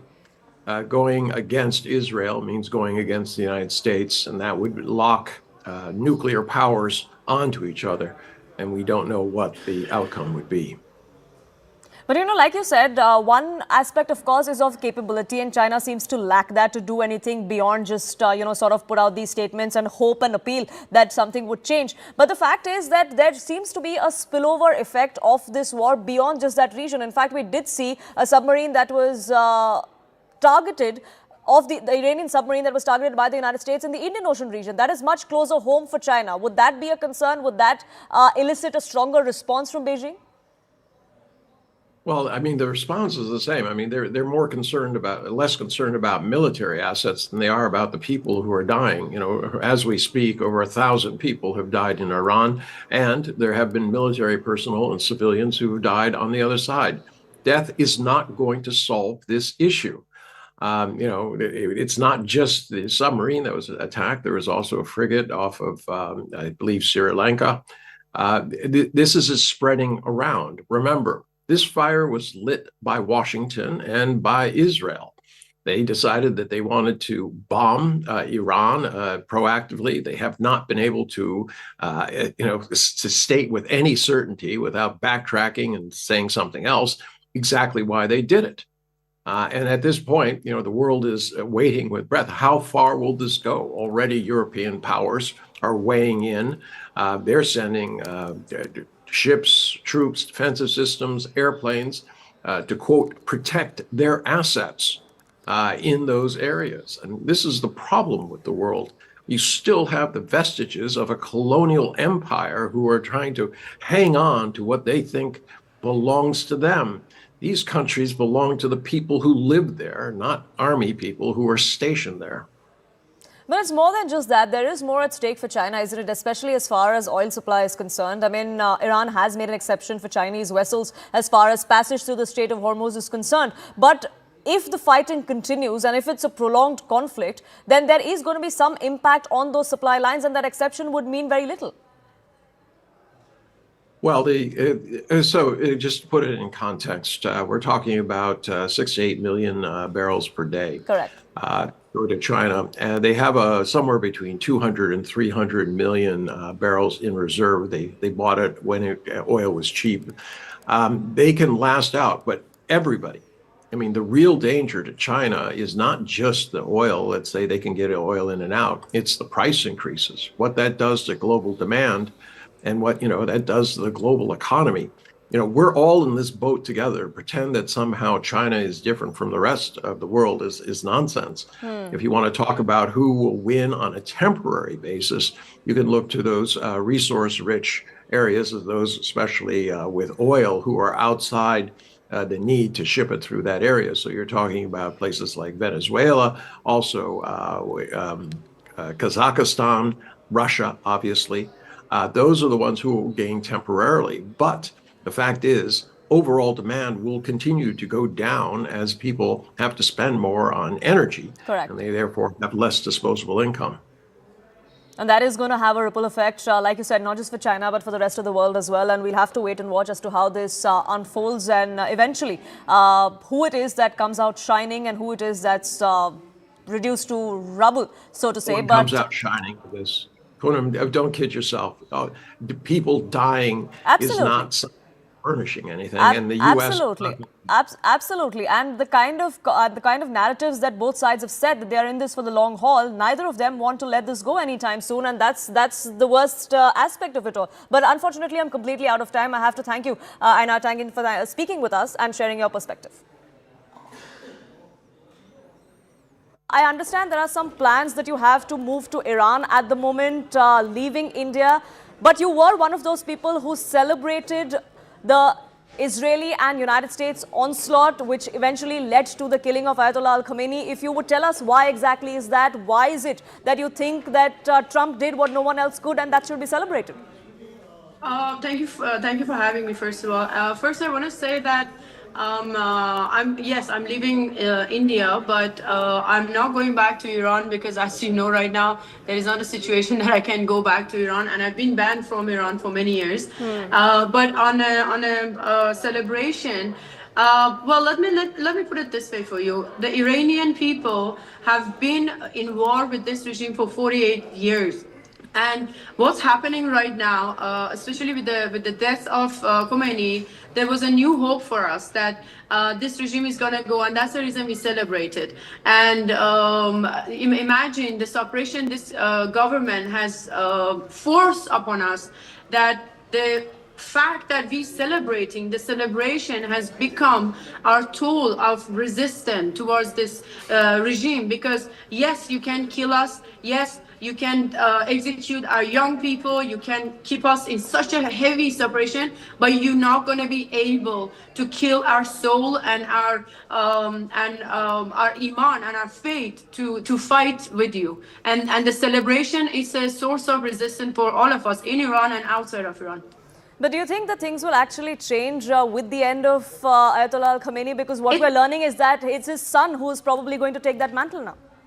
See, it has to change because the reason the people of Iran, they've asked for this war, they asked for the help of Israel and America, is because if you stay the same, it's actually more deadlier than any other. If the change is not going to happen, I mean, Iranian people, they don't know what to do anymore. We don't know what to do anymore, to be honest. And when you're talking about his son coming in power, it's like another Khamenei coming to power, because a father who has been in a direct order killed more than 50,000 people only in January 8 and 9, and 47 years after suppression by this regime, how anything is going to change? Do you think a son of a Khamenei who's from the same family, who's from the same breed, is going to change anything? And the second point is why the Iranian people, they don't get the choice and an option to choose for themselves. Why is that? Because now Iranians in Iran and outside of Iran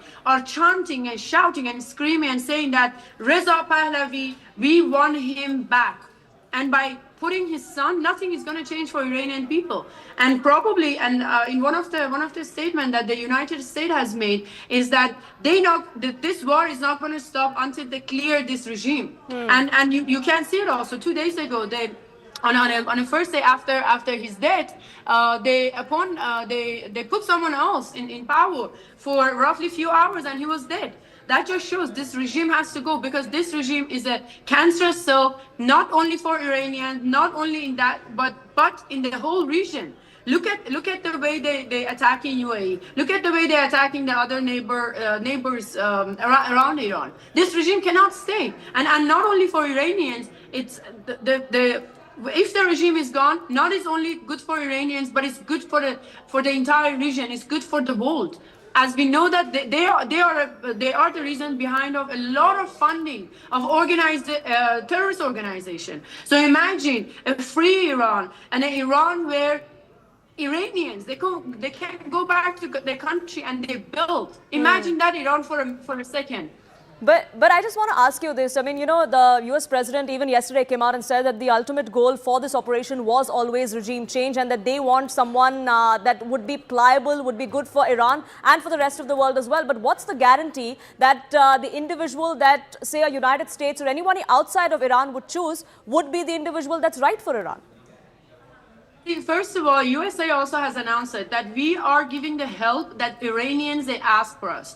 In the latest process in Iran, there was a lot of people asked why the flag of America and Israel in Iran was alongside with our Shiro Khorshid flag, which I'm wearing it as well, right? That's because Iranians in Iran they asked the help of USA.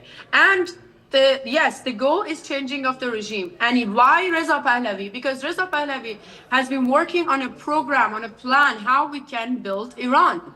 And he keep repeating himself, I don't want to become a next king. I don't want to become so and so and so. I want to go back to Iran. And for now, all the Iranians are showing their support for him. But he said it many times that when we go back to Iran, when we take our country, I want people to vote. And if people, they vote for me, which so far they do, because in the country, they're just chanting Reza Pahlavi. Outside of the country, everyone says Reza Pahlavi.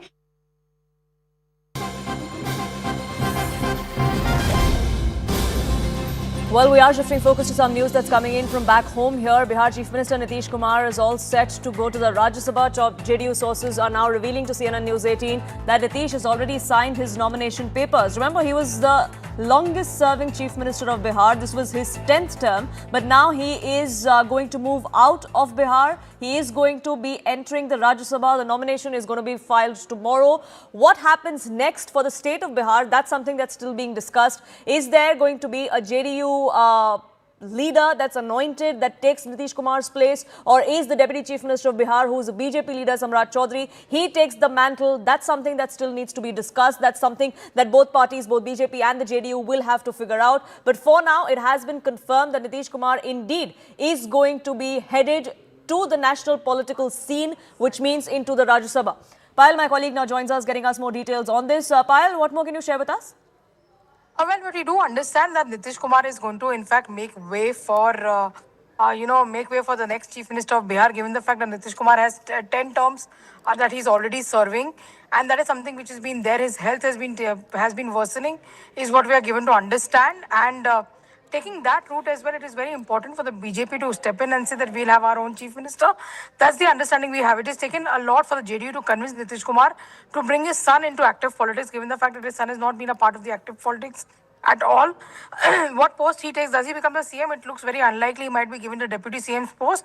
And BJP and the JDU, Poonam had contested the same number of seats. And the BJP and the JDU almost have the same number of candidates have been able to win. So it's going to be a big task to hand over the chief ministerial post. Citing his poor health is what the JDU leadership has said, that he deserves a graceful exit. Therefore, it's a very important fact which is coming to the fore. But any decision on the CM is likely to be taken only after the results of the Rajya Sabha elections are announced mid-month. Tomorrow is the last day of nomination, which is why we're going to be seeing that nomination take place tomorrow. The resignation is expected to take place tomorrow as well, early in the morning, Payal? There is of course the election which is going to take place tomorrow as far as I beg your pardon, there is a nomination which is going to take place tomorrow as far as that is concerned. Remember, there are 2 seats who are going to be filing the nomination. BJP's National President Nitin Naveen will be filing the nomination at 11 a.m. Tomorrow in Patna. He, of course, will be accompanied by the BJP's top leadership, like Amit Shah will be present over there. He's the Home Minister, and also will be joining Nitish Kumar for his nomination at 11:30. So big nominations coming in from Bihar tomorrow as the last day of the Rajya Sabha nominations really closed tomorrow. So big developments coming to the fore. There is no emergency situation is what the BJP and the NDA have been able to tell us, that they will play this through. They knew that Nitish Kumar's health was only deteriorating from here on. So therefore, a succession plan had to be put into place. And the NDA respected Nitish Kumar, gave him the position because they won the election in his name, gave him the due position, but his health has constantly been worsening and has been taking a toll. So therefore, better senses prevailed within the JDU camp to essentially put forth a candidate who can actually, take them to the Rajya Sabha. In this sense, Nitish Kumar has already served as a union minister in the past as well. So that's an important update coming through. Right, Payal, for the moment, thank you so much. Of course, the day of reckoning, the day to watch out for is going to be tomorrow, and we'll keep our eyes peeled out on that. But for the moment, it's a wrap from my side on this edition of Brass Tacks. Thank you so much for tuning in.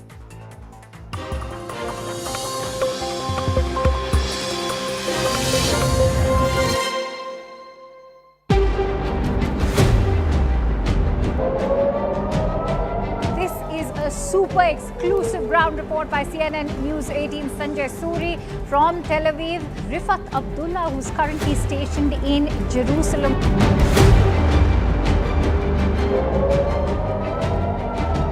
Well, here goes the siren again. A ballistic missile detected on its way here. Probably a good time to step into a shelter. अभी जो यहाँ पे siren बजी है उसके बाद धमाके जोरदार हुए, या तो इंटरसेप्ट किया गया मिसाइल्स को जो लगातार ईरान की तरफ से अटैक किया जा रहा।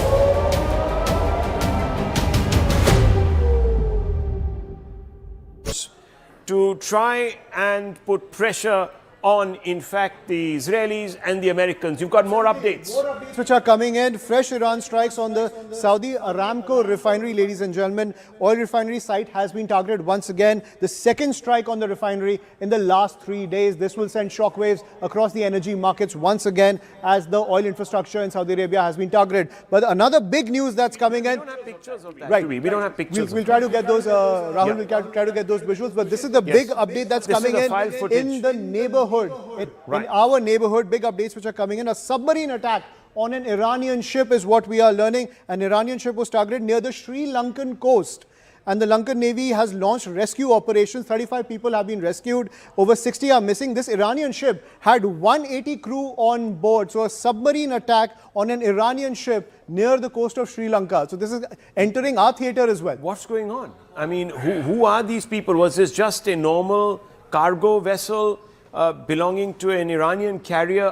What was it doing by Sri Lanka? What's happening here, Tom Cooper? What do you think is happening? Why are the Iranians fishing in Sri Lankan waters? I'm trying to set up the map so I can show you. That's way off. Sri Lanka is down here. Yes, Sri Lanka is down here. Every ship of every possible nation has the right to travel along the sea. That's not a problem. True. So the question is now who has attacked this ship? And what was it carrying? Was it carrying material from China?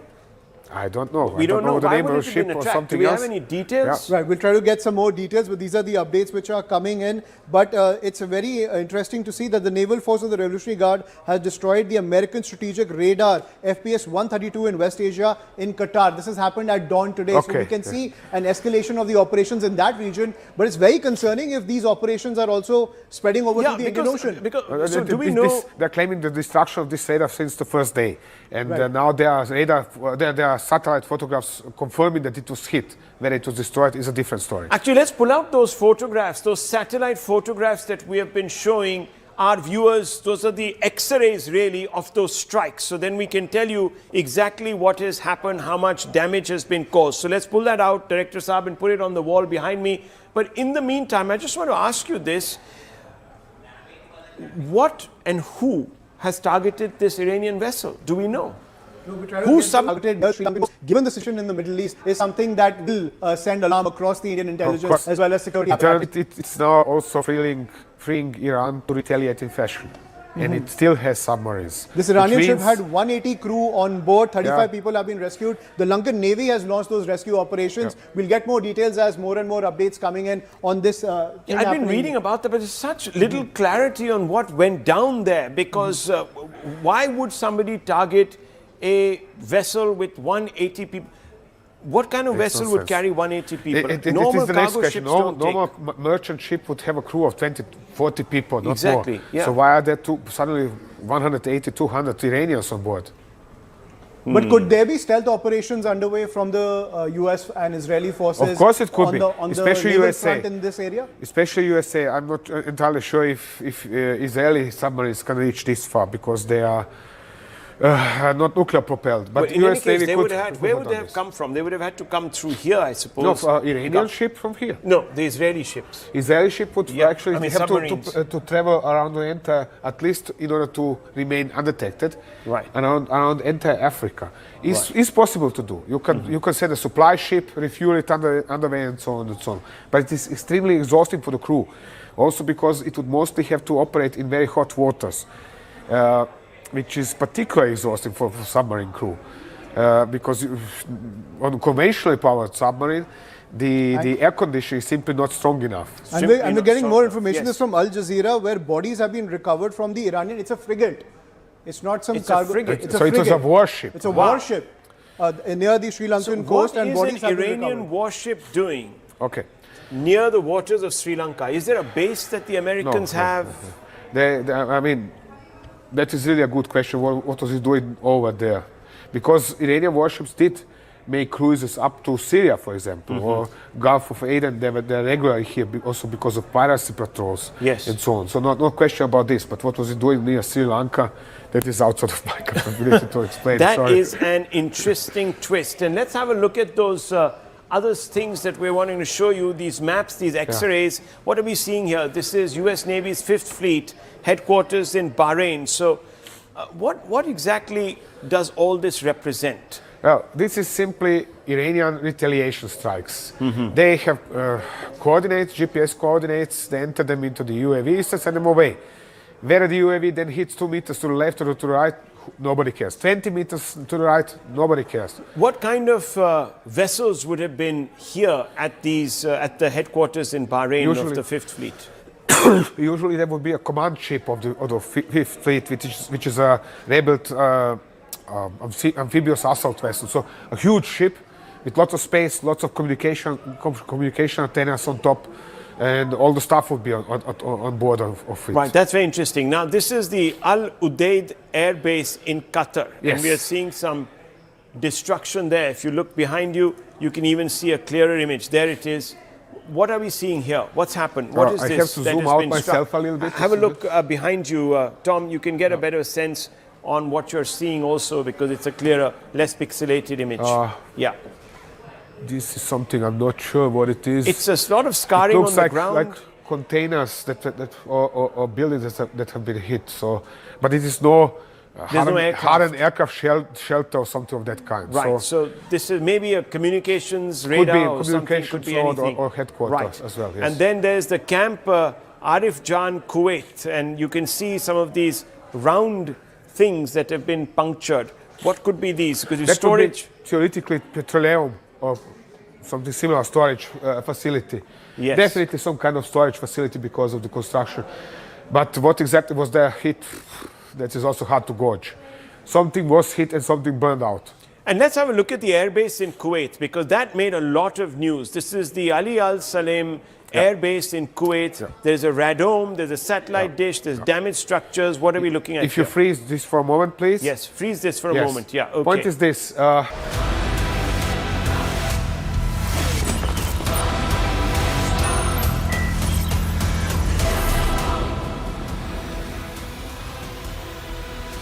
Viewers, let's begin with the headlines. It's been a very, very busy day. It's day 5 of the war, which is not ending anytime soon. But here are the headlines as we begin. The hard facts tonight. The US Secretary of War, Pete Hegseth, confirms American submarine strike on Iranian naval ship near Sri Lankan coast. Says Iran mistakenly thought its naval vessel could be safe in international waters. Viewers, those international waters are very close to the Indian coast. It's certainly in India's backyard. The other big headline, US Department of War releases pictures capturing the moment Iris Dena's hull was blown apart. Look at those pictures, viewers. They are sensational. Iran maintains a stranglehold over the oil artery of the world. The Strait of Hormuz closure pushes oil prices to its highest since July 2024.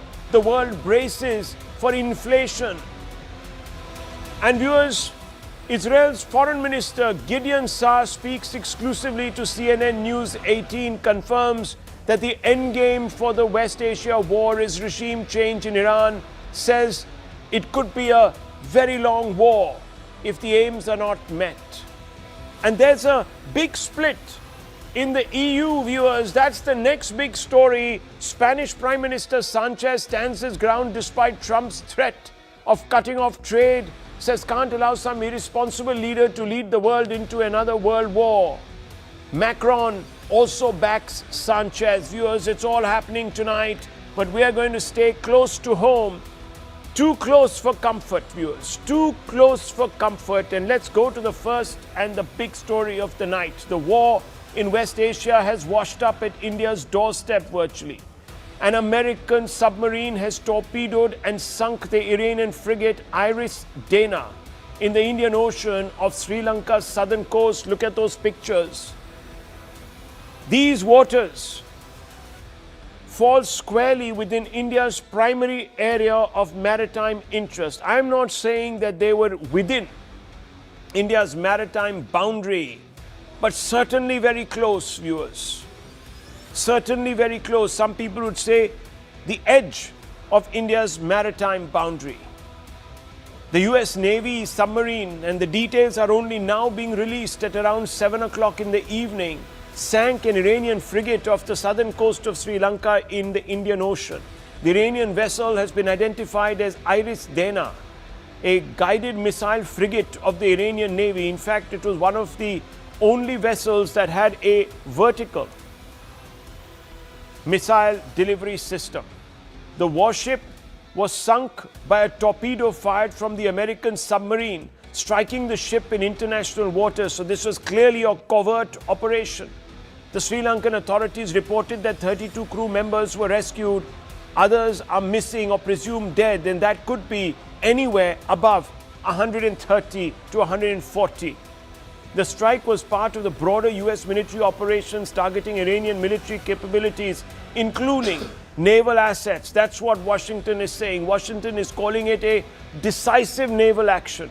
Secretary of Defense Pete Hegseth is openly boasting about the torpedo strike.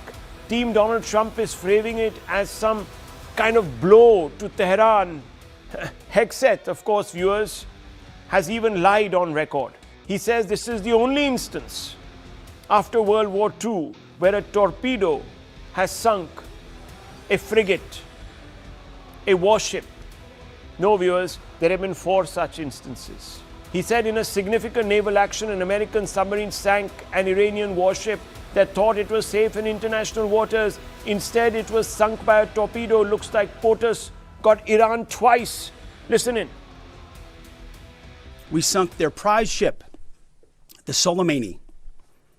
Looks like POTUS got him twice. In the Indian Ocean, and we'll play it on the screen there, an American submarine sunk an Iranian warship that thought it was safe in international waters. Instead, it was sunk by a torpedo. Quiet death. The first sinking of an enemy ship by a torpedo since World War II. But here's the central question. Was India taken into confidence, viewers? The Indian Ocean region is not a distant theater. It is India's strategic backyard, the space where New Delhi projects power, builds partnerships, and asserts primacy as a net security provider.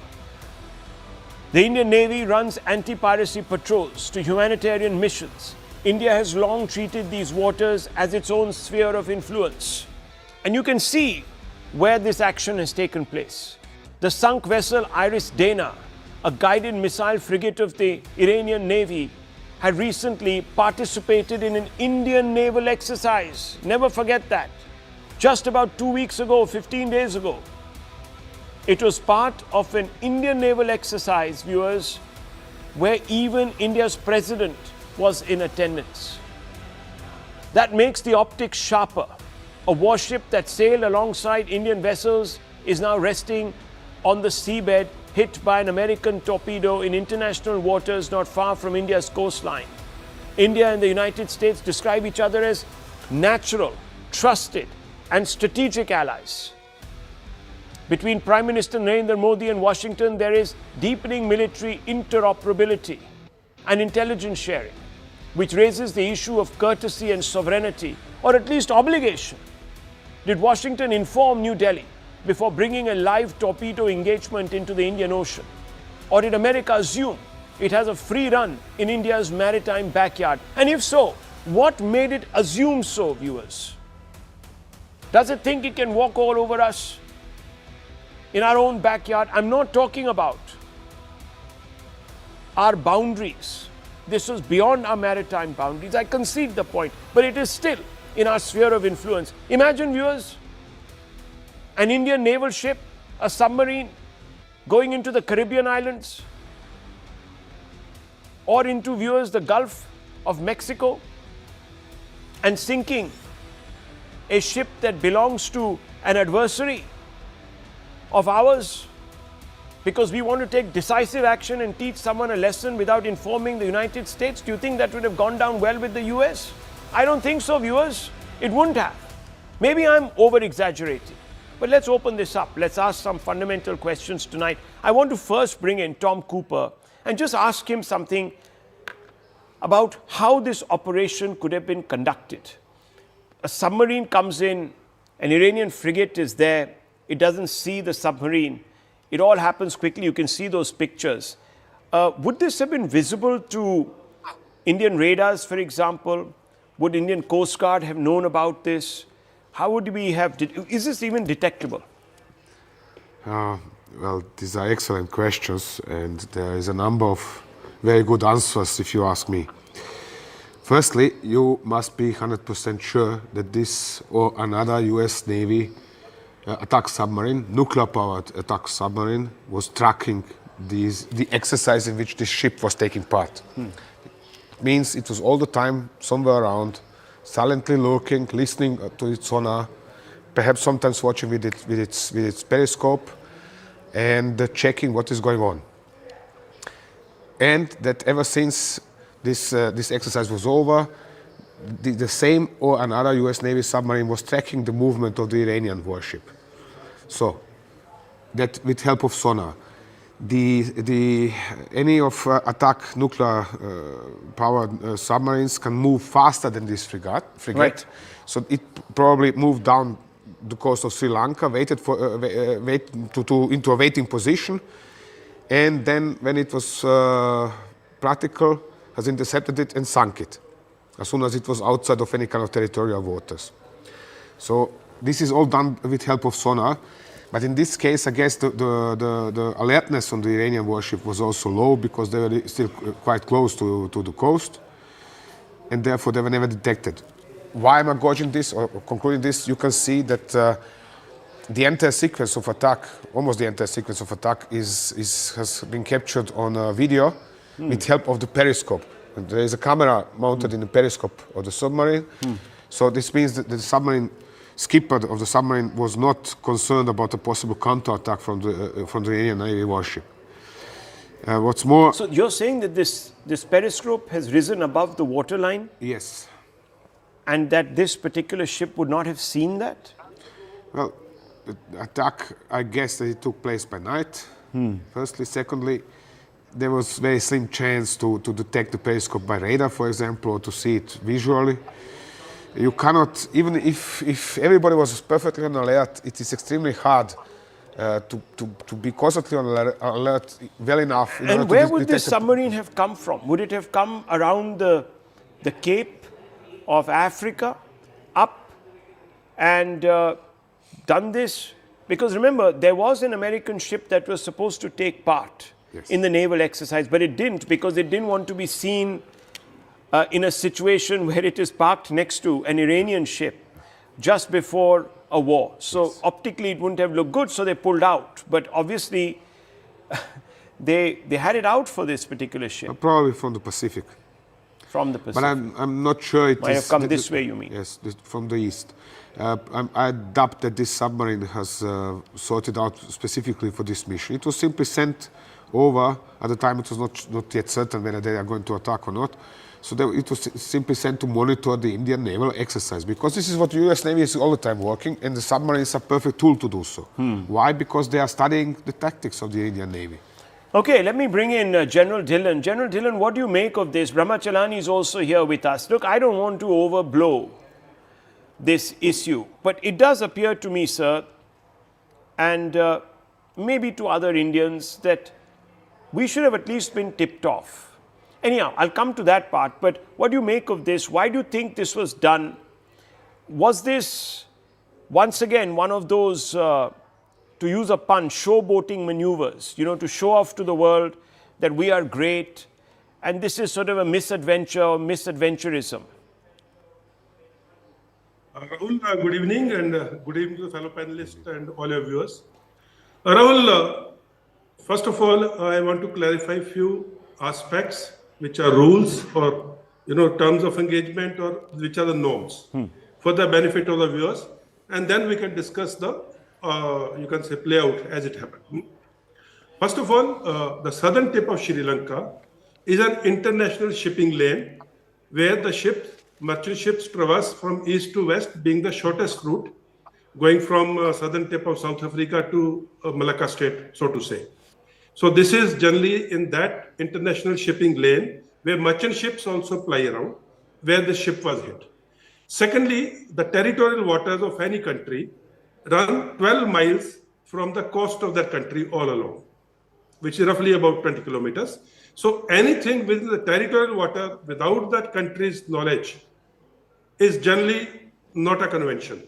Nobody will do it. And even if the submarine enters those 20 kilometers or 12 miles, as per the signatories of the UNCLOS, there's a United Nations Convention on Law of the Sea, UNCLOS. So different countries sign this with different other countries. Like for India, the UNCLOS law is, if any submarine is within 12 miles, that is our territorial water, it has to be on surface. And you cannot enter our territorial water without our intimation. So it is different for different countries. So this is international waters. These are not territorial waters where this ship was sunk. And secondly, when Iran and America are at war, when two nations are at war, like they say, everything is fair in love and war, and might is right. So technically speaking, legally speaking, as per the laws and conventions, hitting an enemy warship in the international waters when you are at war is not banned, or it is not unethical. The point which I'm making is Americans knew the movement of this ship because it was coming back from an international naval exercise. So everyone in that naval exercise would be aware of all the ships which are participating, and they would also be aware which all is leaving on which dates. So as Mr. Cooper was saying, probably this ship was being tracked. The submarine moving faster came ahead and came to the point which I said it's the shortest shipping lane. Came to the point where they were very sure that this ship will cross from here being the shortest route. And they laid in ambush in typical military terms. They lied there in ambush, and when the ship came in, the sonar was observed, and then they shot the torpedo and shot this video with the periscope which was jetting out of the water, as has already been explained. And this is not the first time, as has been told by the secretary in America after Second World War. Often I remember HMSS, Her Majesty's submarine ship, Conqueror, had sunk General Belgrano of Argentina during Falklands War. One incident straight away comes to mind, and I'm sure they are more like Rahul was saying this.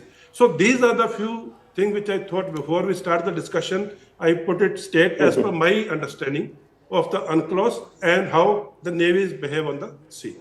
Okay. Mr. Brahmachaleni, what do you make of this?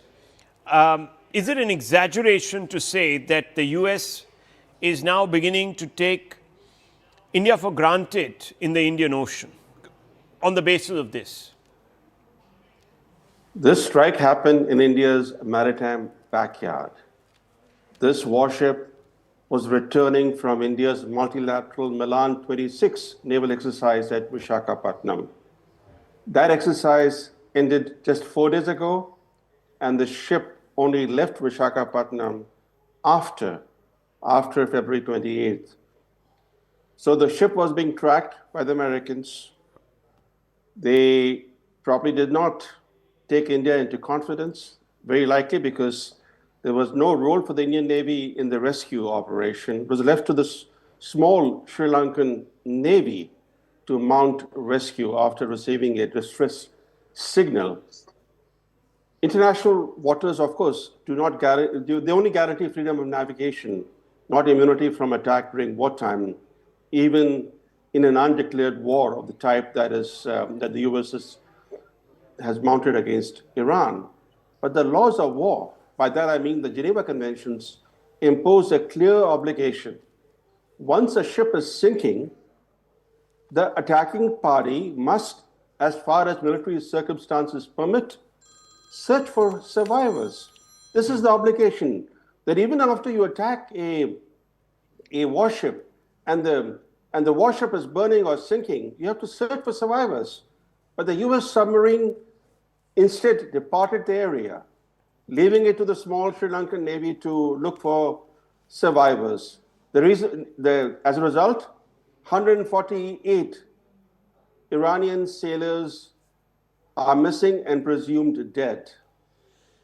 And I think the larger question is this, that first, of course, it's clear that not only is this a dramatic escalation of the war, but more importantly, it signals a widening American campaign to dismantle Iran's naval capabilities.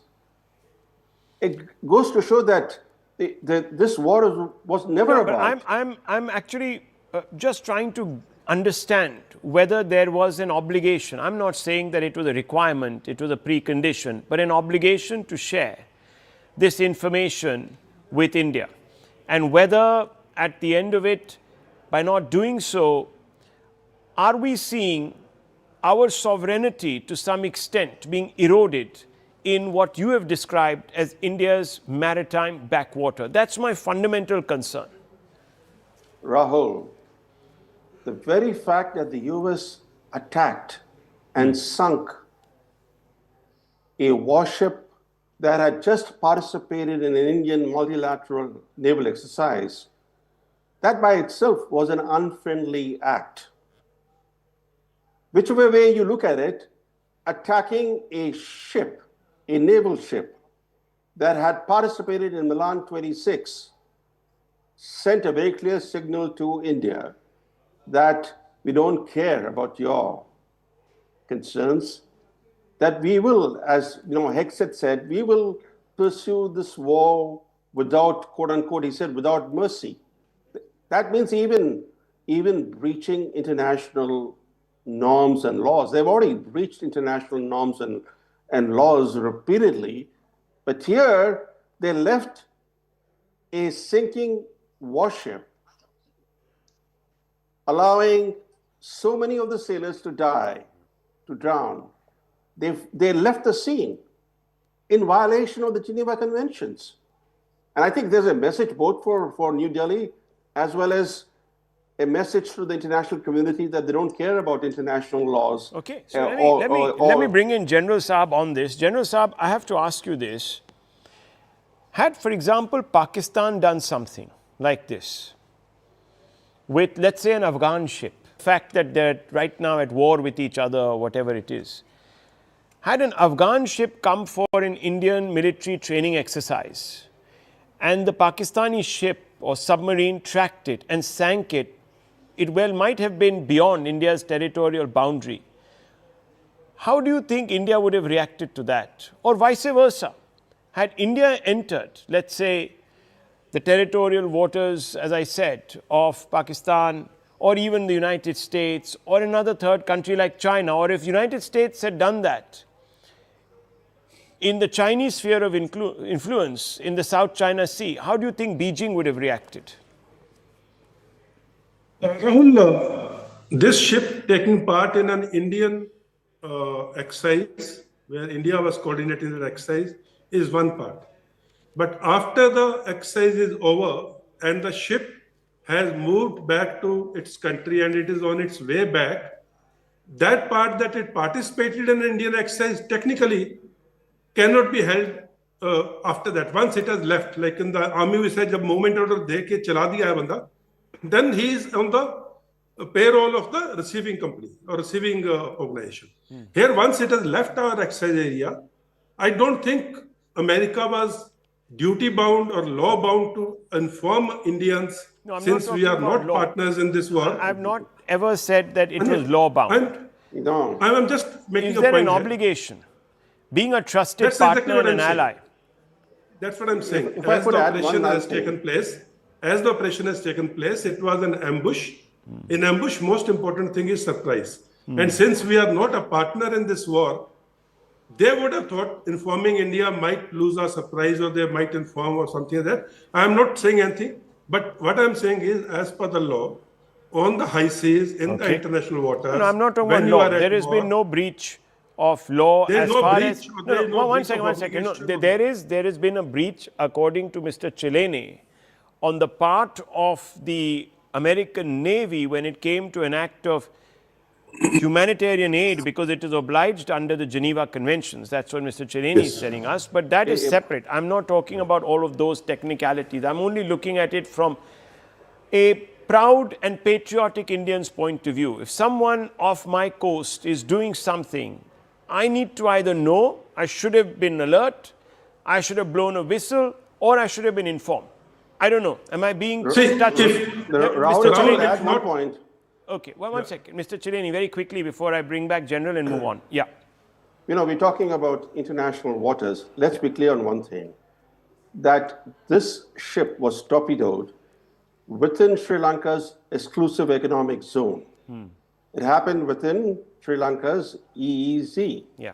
And under international law, exclusive economic zones come with certain rights, and taking action within Sri Lanka's exclusive economic zone itself was something exceptional. This warship transited through India's exclusive economic zone before it entered Sri Lanka's exclusive economic zone. This warship has not gone anywhere. It was returning from India through India's exclusive economic zone and entered Sri Lanka's exclusive economic zone when it was targeted and sunk. Okay. Okay. Very quickly, General Saab, before I move on. Yes, you wanted to make a point. Yeah. Rahul, see, the territorial water is something which is absolutely untouchable. Exclusive economic zone, which extends right up to 200 kilometers, is only for exploitation from economic point of view. That means no other country can come and do fishing in that 200 kilometers from Indian coast. That exclusive economic zone or drilling of oil exploration and all, that is only for India. Okay. But otherwise, that exclusive economic zone, from the point of view of this incident, falls within the international waters where they can take any action against an enemy or the hostile country. Right. Now, quick point about rescue mission as per Geneva Convention. Mr. Chirani is very right, as per my understanding also. But a submarine has a very little capability and capacity for rescue. Even if they wanted to, which they did not, which is absolutely understandable and agreed. I agree with Shirani. But even if they wanted to, and they had come on surface for rescue, that is fair enough. I understand. They could have done was, yes, very quickly. They could have done was, they should have informed the Sri Lankan army and Sri Lankan Navy and Indian Navy immediately after the strike. Because we don't know if they did. Could have been earlier. We don't know if they did. That's the one, because Indians haven't put out a statement. Very quickly, Mr. Cooper, before I move on. Just a short observation. US Navy skippers of nuclear-powered attack submarines are extremely aggressive. And there are several of them who have been highly decorated for driving, for sailing their vessels straight into the ports of the enemies. For example, during the Cold War and ever since. That means there are skippers who have sailed their submarines, for example, into the port of Murmansk or into the port of Vladivostok in Russia.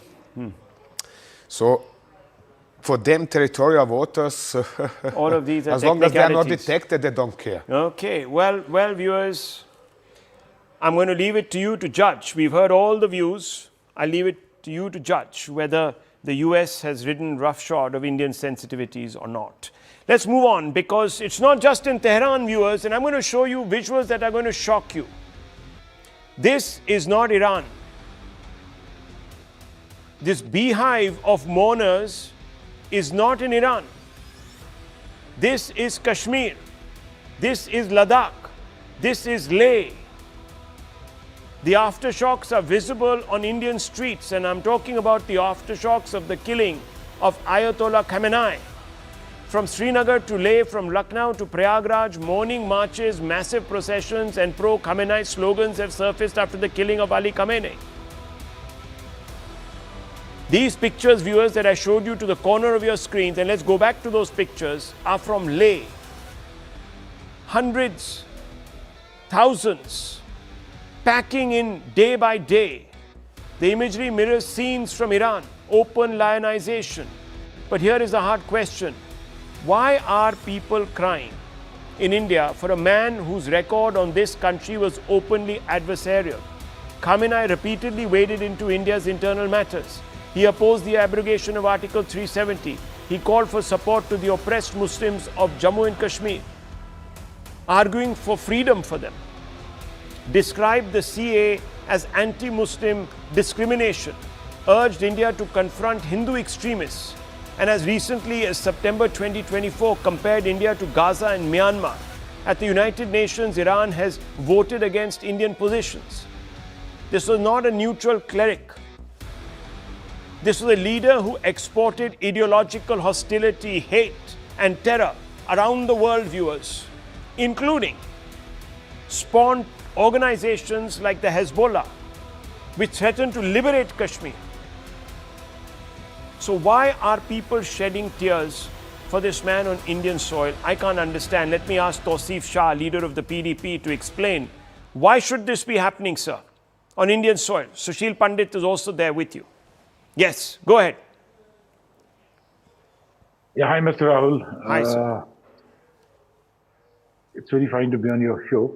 Now, we'll be very straightforward and fair enough to tell you that this is the same Khamenei who supported India against Pakistan on Kashmir issue in the United Nations, if you remember. So you have termed him as a person who has instigated the issues in the J&K state, I mean the Union Territory, or where it used to be the state. So now, let's call a spade a spade. When we speak about Iran, we say that we have very much cultural ties with Iran. Iran is culturally very much associated with India. Mr. Khamenei, who was killed in an American airstrike, he belongs to UP, if you remember. So it's very we are culturally tied to Iran.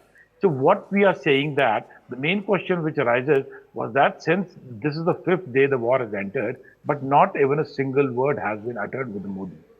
When we see that the same country's president died in a normal air crash, and India announced a state mourning. So the same country's supreme leader died by a foreign interference, I can say, on his own soil, but our Prime Minister is not even uttering a word. No, 1 second. Let's keep that out. You're saying that because we have cultural ties and all of that, that's why we feel a tug. And we have political relations also. Okay, political relations, cultural ties. Viewers, we have political relations with Pakistan. Hang on. We have cultural ties with Pakistan. Does that mean, viewers, that tomorrow Indians are going to run through the streets because that horrible man called Maulana Masood Azhar, who carried the IC-814 hijacking, kills Indians, floats a terror organization and exports terror. If he dies, we are going to mourn for him because we have some cultural ties. We mourn for Benazir Bhutto also. Sir, Arab countries have religious ties to Iran and they are backing the decapitation of this Ayatollah. What are you talking about? What great love do you have for this man? 1 minute, let me bring in Sushil Pandit. Let's get the other side. Let's get Sushil Pandit in. What do you make of this? We have cultural ties, we have political ties, we have language ties, we are blood brothers. The man came from Uttar Pradesh. For God's sake, so did half of Pakistan. And they have terrorists who act against India on a daily basis. Should we go and embrace them, hug them, kiss them? Rahul, while I'm as disappointed as you are, but I'm not surprised. And I'll give you reasons why this is happening. And it's been happening not just for years and decades. Over a century ago, when Ottoman Empire was dismantled and the caliphate sent packing by the British, Malabar Muslims pounced upon their Hindu neighbors. A continuous riot, massacre, genocide happened, and people were converted to the point of sword and women defiled. All because a faraway caliph was sent packing by the British, with Hindus having no role in it. Second example, when Bhutto was hanged in 1979, in Kashmir, the National Conference workers pounced upon Jamaat-e-Islami workers because Jamaat-e-Islami at that time was pro-Ziaul Haq. And they chased them and beat them and loot them and burnt their homes, shops and library, including the Quran-e-Sharif in Anantnag library. They said this is a Jamaati Quran. Why does this happen? Because people are brought up on a rich diet of extraterritorial loyalties. And we, in India, in the name of religious freedom, allow seminaries to breed such extraterritorial loyalties to the extent that they are taught subversion. They are taught bigotry, they are taught hate, and we fund it through our taxpayer money. We pay salaries to these Maulvis. We put furniture and computers in their seminaries. What is it that we don't do and then act surprised that such a thing is happening? Well, General, let me bring you into this because you've even served in the state. You've written a beautiful book. I want to ask you, do the fact that we have cultural ties, maybe even historical ties, maybe even civilizational ties to Iran and all of this justify Indian Muslims coming out in these vast numbers to mourn the death of a person who did not in any way spare the world grief because he believed one faith was superior? And this is a fact. He prosecuted, he weaponized religion. He othered many other denominations, including in his own country. Is he a model for Indian Muslims? Can he be? Rahul, On principle, I do not comment on politics and religion, so I will not do that. What I would do is the strategic implications of a thing like this. Kashmir, rather Jammu and Kashmir, but Kashmir in particular, has seen enough of bloodshed ever since independence, and the peace which has returned to Kashmir was at the sacrifice of a lot of Kashmiris, Jammu Kashmir police, Indian Army soldiers, and local civilian innocent Kashmiris. Now, after all that peace was returned, Pahalgam happened. And when Pahalgam happened, who got the hit first? The local Kashmiri men, local Kashmiri people. Their shikaras were without tourists, their hotels were without tourists, their taxis and sumos were without tourists, their shops were without customers, and they were the hit maximum. So it was not a hit on India, it was a hit on Kashmiri stomachs. And now I can tell you with personal example, I was to visit Kashmir on 6th of March with an international organization event to be conducted in Kashmir, Gulmarg. Today I got a message they have cancelled that event because of these protests, because they fear for the safety. Now who has got hurt? That the revenue which would have come in with this particular event and many more such events and tourists and visitors would have been shared by the local Kashmiri people. And these local Kashmiri people, by such protests, they portrayed an image of Kashmir being a non-peaceful place. And they have sent away those tourists which were coming for their livelihood and their good. So it is not in the interest of Kashmiris and Kashmir to hold such things which are at the end of the day making them less profitable or less lower earners. And Kashmir has seen enough, for heaven's sake. Don't play any more politics, don't do any more religion on Kashmir. Let Kashmiris prosper. Let Kashmiris prosper. They have missed the bus of 91 world opening to the international market. Let that not happen all over again. It's my request to everyone on my panel and through your channel to every Kashmiri who feels good of Kashmir, who thinks good of Kashmir, who wishes good for Kashmiris. Well, General Dhillon always speaks like a patriot. I have to say, viewers, that he makes absolute sense. This kind of eulogy that is being paid to a person who built his life and reputation on othering others doesn't even conform to the Indian ethos and doesn't conform to even something called Kashmiriyat, which means love everybody, be inclusive. Sushil Pandit, you were raising your hand, yes. Yes, I wanted to put on record, correct the record which was sullied by, distorted by Tausif. Iran was originally a signatory to that OIC resolution that dragged India in 1993 to the UNHRC. That is true. It was signatory. Only when India pointed that Kashmir is not an outstanding agenda of partition, because if partition has to be fulfilled in its entirety, then TN Kaul, the then ambassador, asked the UNHRC, will you take Indian Muslims on the trains along with Kashmir? Because movement of population was also a remaining agenda of partition. That's when Iran realized that it is stoking the wrong fire and it withdrew. And that's when the resolution fell. But originally, Iran was part of a consensus resolution that dragged India into UNHRC. And Tausif should not distort these facts on national television. Okay, very quickly, Mr. Shah, let's be honest. The fact there remains, are many examples. In 1994, the fact remains, in 1994, Pakistan and the OIC tried to pass the resolution at the United Nations Human Rights Commission. Look, there have been many instances afterwards. Which was stopped by Iran. Sir, I have got the facts here. This man opposed, did he oppose abrogation of Article 370, yes or no? Exactly, he opposed. He opposed. That's it, viewers. That's all we need to know. Why are we celebrating a man who did not want the full... One second, sir. Now, please don't speak over me. I don't care if he supported Pakistan or not. It doesn't bother me. He has a problem with a law that... Okay, please lower his fader. He's just talking over me and I don't like it. I'm making a point.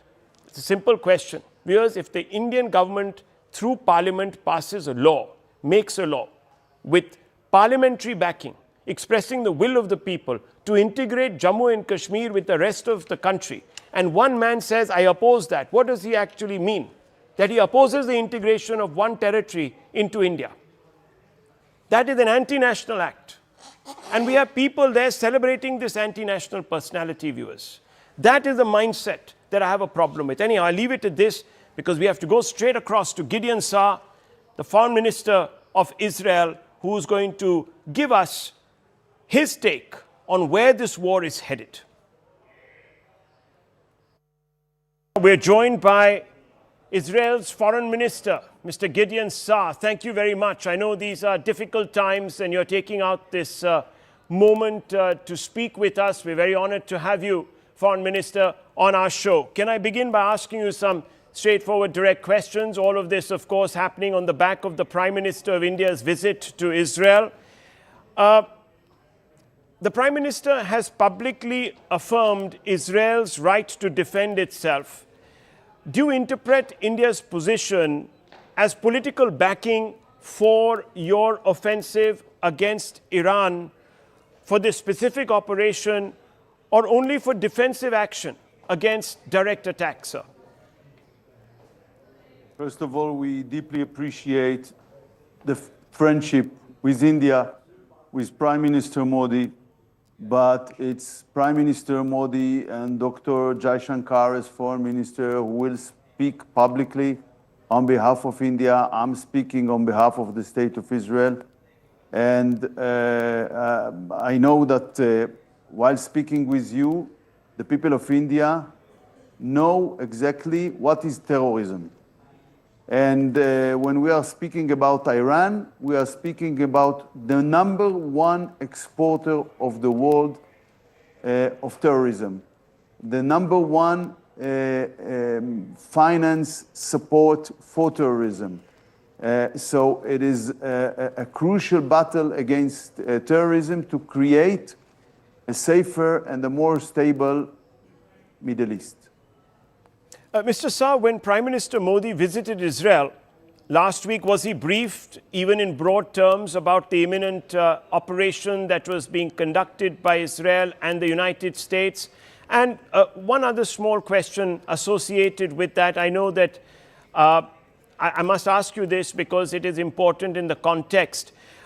Do you believe that he wanted to play some sort of a mediatory role? Did you ask him to do so? Again, I believe that questions to Prime Minister Modi should be addressed directly to him. I don't want to speak on his behalf, but I just wanted to make it clear. Prime Minister Modi had a great and successful visit in Israel. The love of the people of Israel, the parliament, the Knesset of Israel, and the government to him was shown very explicitly. But I want to emphasize the fact that the decision to go to the operation was taken by our security cabinet early Saturday morning, while Prime Minister Modi left Israel on Thursday. So even if we wanted to, we couldn't brief him on that while he was visiting Israel. China says, and I know that you have got a statement also on this, China says negotiations between Washington and Tehran were making progress. Significant progress is the exact word they've used. And even factoring in Israeli concerns. This is what China says. If diplomacy was advancing, do you think that the strikes were needed, sir? Could more time have been given for diplomacy? Well, the Americans gave time to diplomacy as much as they did it before the June operation. But unfortunately, Iran refused for the demands for zero enrichment and to take out the materials, enriched materials from Iran, and also refused to deal at all with regard to their long-range ballistic missiles program and to their terror proxies in the Middle East. Actually, there are already terror states, the Houthis, Hezbollah, Hamas.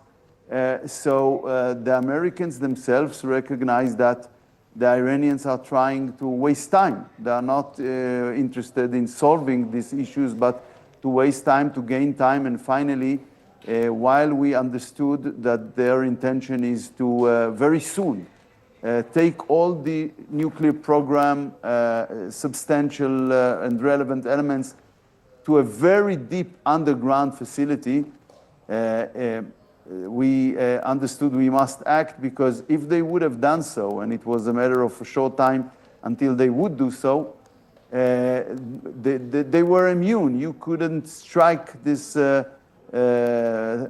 facility from by any air force because it is too deep underneath the ground. So we needed to act, and we needed to act now. Of course, if we could have achieved things by diplomacy, the Americans always preferred that, but unfortunately the Iranians were not a good partner for that. Now, Minister, Trump says it was a preemptive strike because the Ayatollah wanted to get me, but I got him first. These were his words. So what was it really? Do you believe that the Ayatollah had planned an assassination strike on Trump and it was imminent? First of all, there was an attempt by Iran to assassinate President Trump in the past, as you know. And secondly, in terms of preemptive, I also deal with what they intended to do. Because if they would have got nuclear weapons, they would clearly feel immune, and they would feel they can do everything without a proper retaliation from the international community. And that was too bad, because as you see now in the Gulf states, you see that they already attacked some 8 countries which hadn't done anything to them, including Qatar and the Emirates and the Saudis and so on. And also Cyprus was hit. I don't know if by Iran itself or by their proxy, the Hezbollah.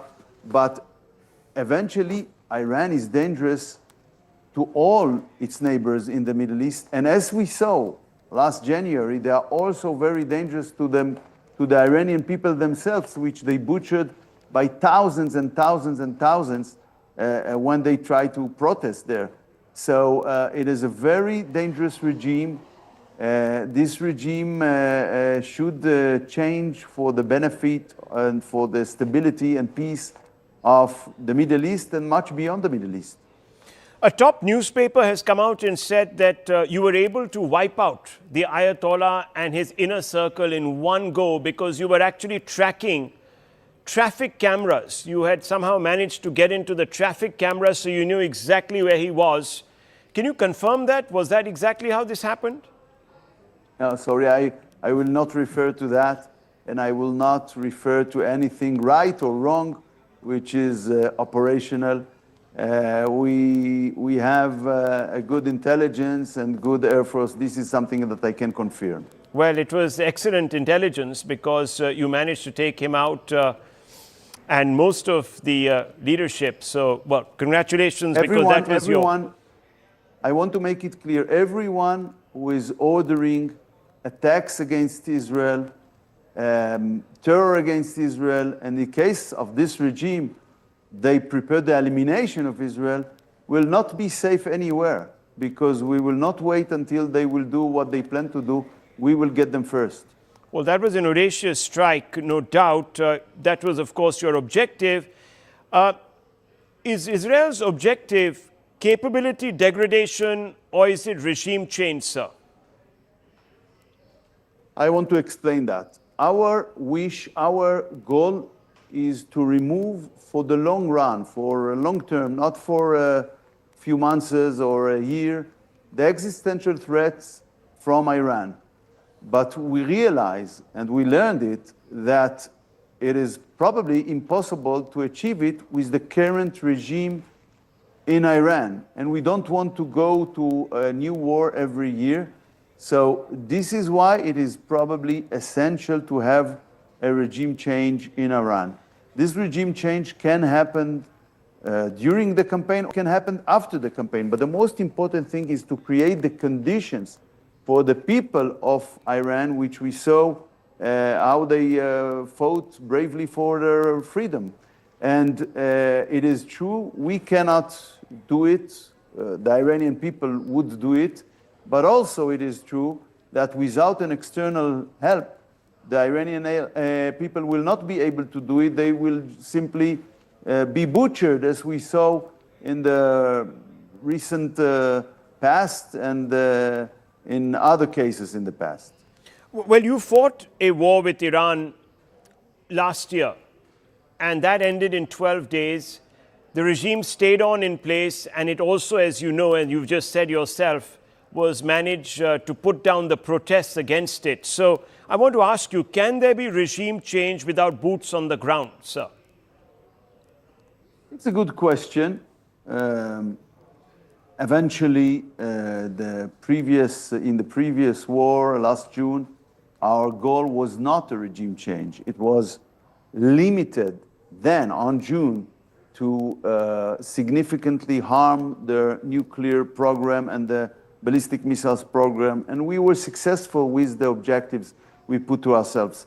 Now it is different, since we saw that even what happened in June is not changing anything with regard to the path that this regime is going, the elimination of Israel, and the means to do that by terror proxies, nuclear weapons, and long-range ballistic missiles.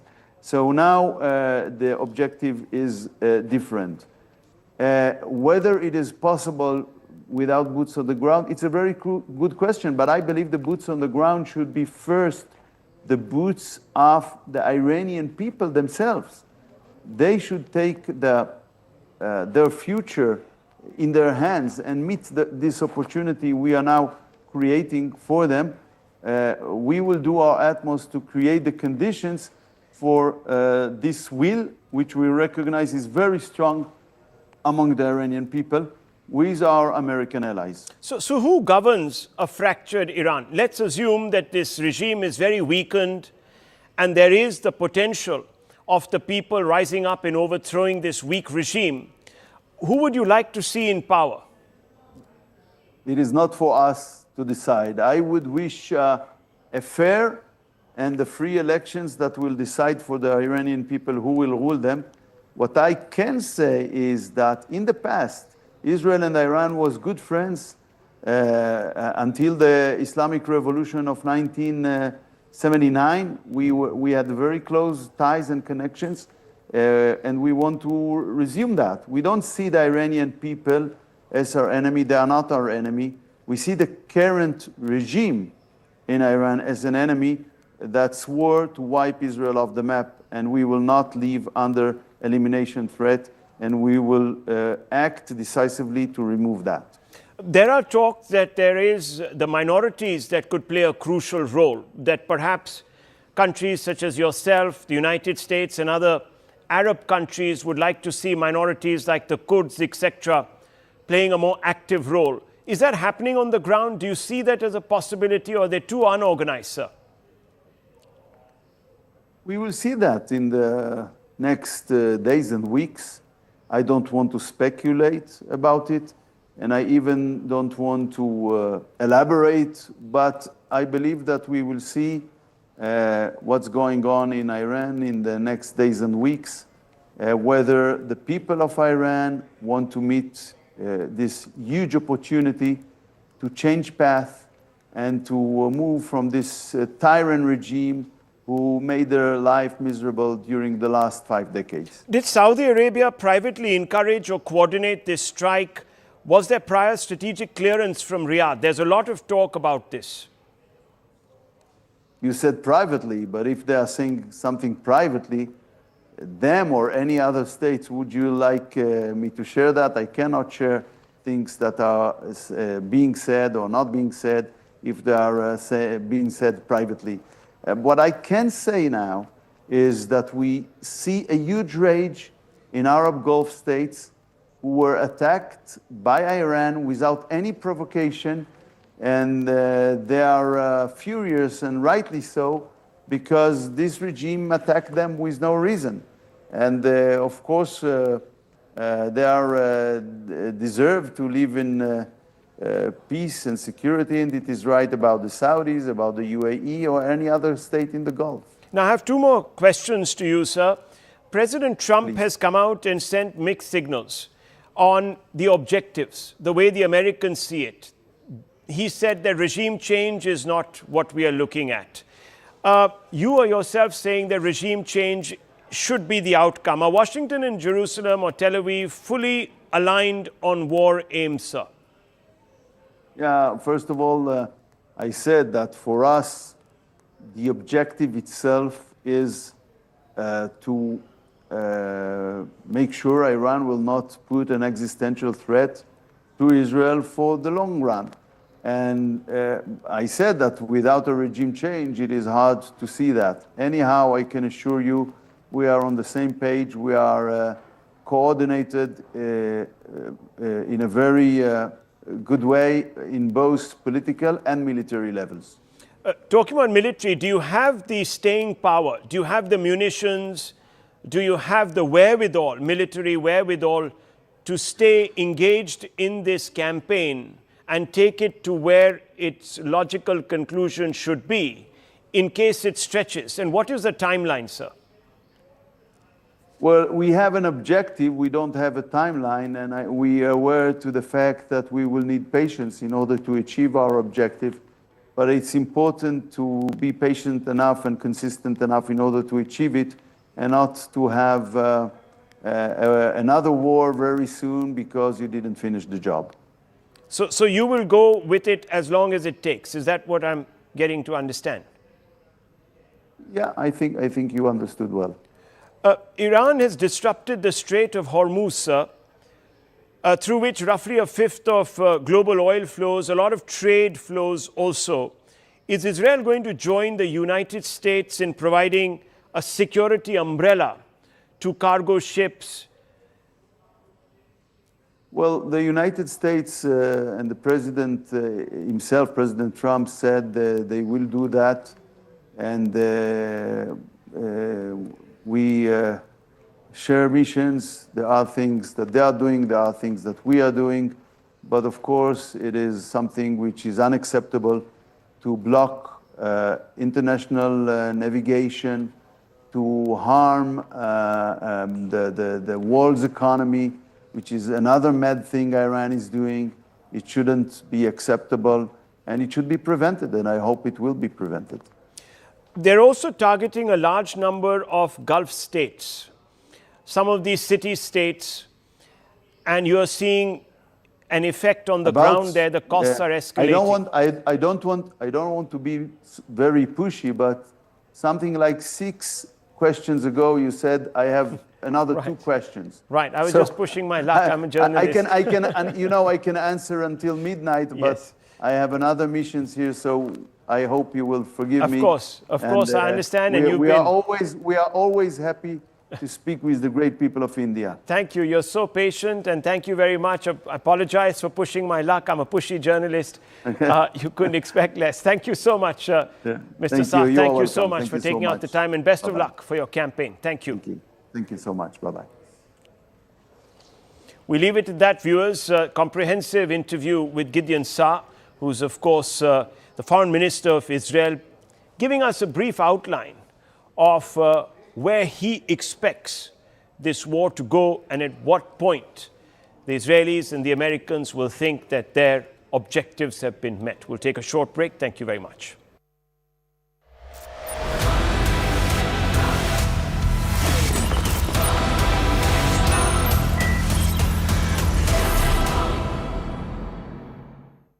We did. We just got inside the war room with Tom Cooper, even as we are trying to discuss the Strait of Hormuz and how the US can take control. So one of the things, General Pandey is also with us. General Pandey, do weigh in.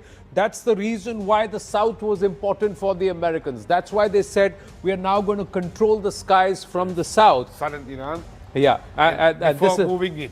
Yes. So it's easier for them to move in. And perhaps that's why, General Pandey, the Iranians have damaged the US bases here. Yes, they were targeting the US bases in order to prevent them from using this. But with the weakening of Iranian capability to continue striking these bases, there is a growing likelihood, at least, that Americans are going to return to these bases and use them again. And then they also have their aircraft carriers, which can continue to be used. Yes, General Pandey.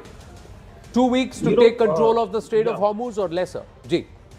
I'll just firstly, one point I will just say that, look, in Iran, instead of concentrating its effort on one place, has dissipated its effort, right? Unfortunately. And the second thing, what it has done, that the Gulf, which would have not proactively participated in this operation, will now operate. So these are my predictions.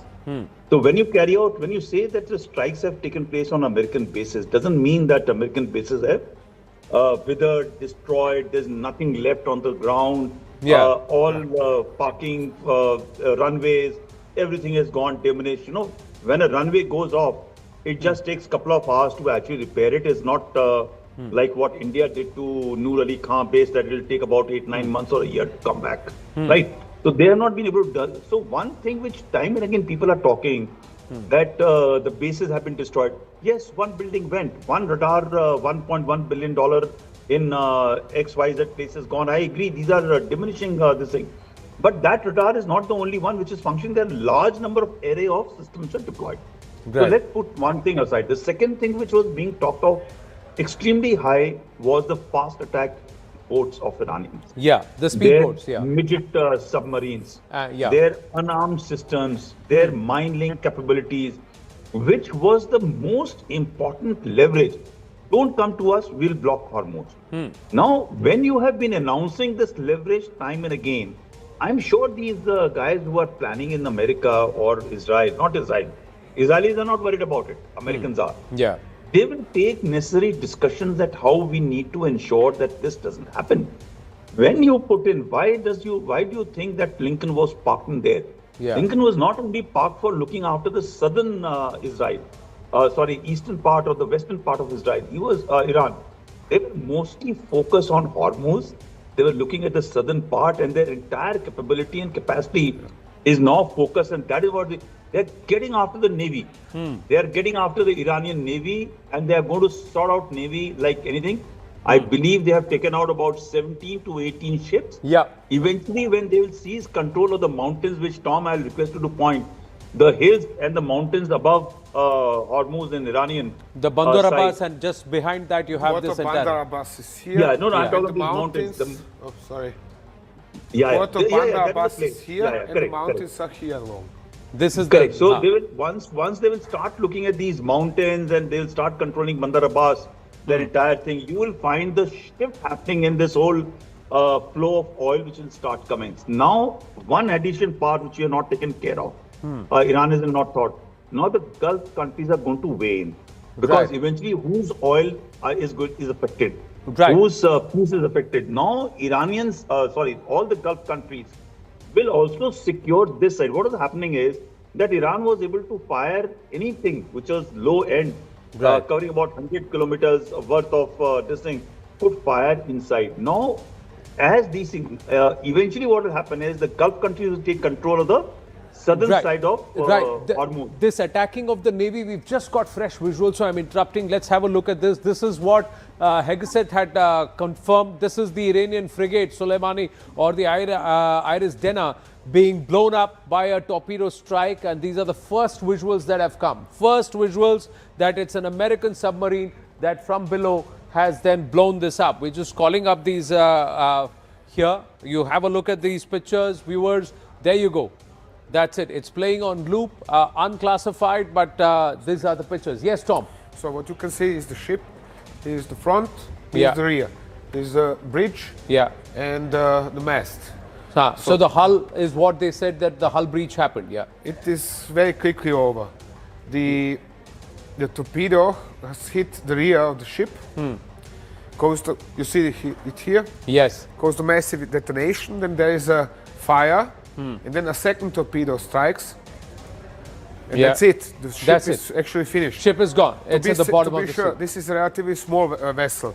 This is a relative. It's a frigate. That's what they said. It's a frigate that's been downed. Relatively, it is. You see that the entire rear stern of the ship is flying above the sea surface. Okay. So it's actually a miracle anybody survived from this strike. Right.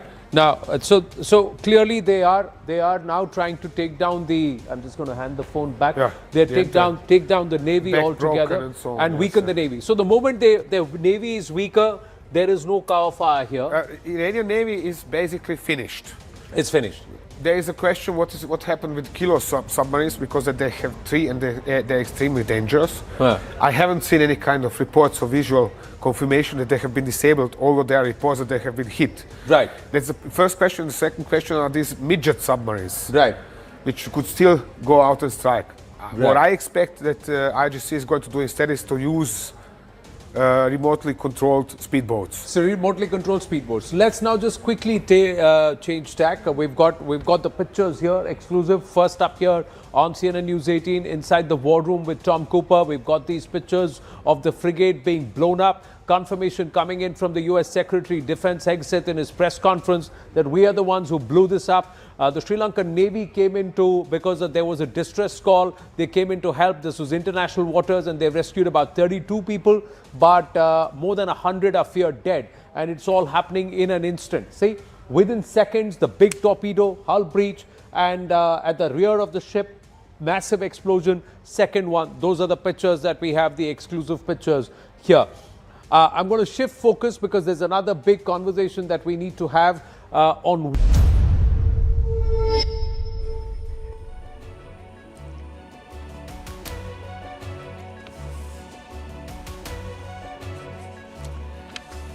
Hello, namaskar, and a happy Holi to all of you. This is First Post, and you're watching Vantage with me, Palki Sharma.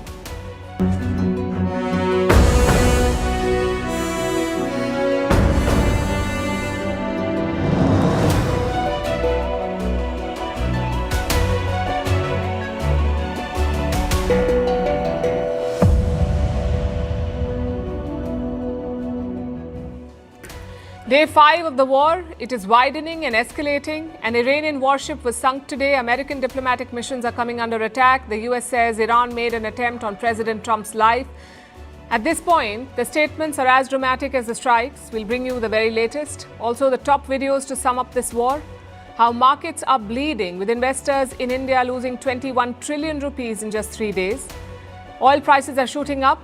Will it cross $100 a barrel? How the Iranian regime is holding. Did Donald Trump underestimate Tehran? Plus the status of evacuations amid the continuous travel disruption. The phone call between Trump and Netanyahu that may have triggered this attack. And with European assets coming under fire, will it get drawn into the fighting? All this and more coming up. The headlines first. Russia blames Ukraine for a gas tanker explosion off Libya. Moscow has accused Kiev of using naval drones to attack one of its carriers in the Mediterranean Sea. The strike caused the tanker to sink. If true, this would be a rare successful hit by Ukraine on Russia's shadow fleet. Donald Trump's 15% global tariff is likely to be rolled out this week, says U.S. Treasury Secretary Scott Bessent. Last month, the country's Supreme Court had struck down Trump's country-specific tariffs. Trump has now tabbed a different law to impose the new duties. Nepal gets ready for polls tomorrow. It will be one of the most hotly contested elections since the end of the civil war in 2006. KP Sharma Oli, the Prime Minister who was ousted in protest last year, is looking to return to power. His main challenger is former Kathmandu Mayor Balendra Shah. In India, Nitish Kumar is likely to step down as Bihar's chief minister, say sources. Reports say that he could move to the Rajya Sabha, which is the upper house of parliament. Nitish Kumar is likely to file his nomination tomorrow. The 75-year-old leader has been Bihar's chief minister since 2015. China's political conclave begins. The event is called the Two Sessions. It will outline Beijing's annual growth target, the defense budget, as well as the roadmap for the next 5 years. This comes at a time when the Xi Jinping government is facing a sluggish domestic consumption and an aging population. And Myanmar's junta announces fuel rationing for private vehicles. Those with even numbers will be allowed to drive only on even dates and odd-numbered plates on odd dates. The new rules will come into effect from Saturday. Myanmar is heavily reliant on fuel imports. The junta has blamed the war in West Asia for this decision.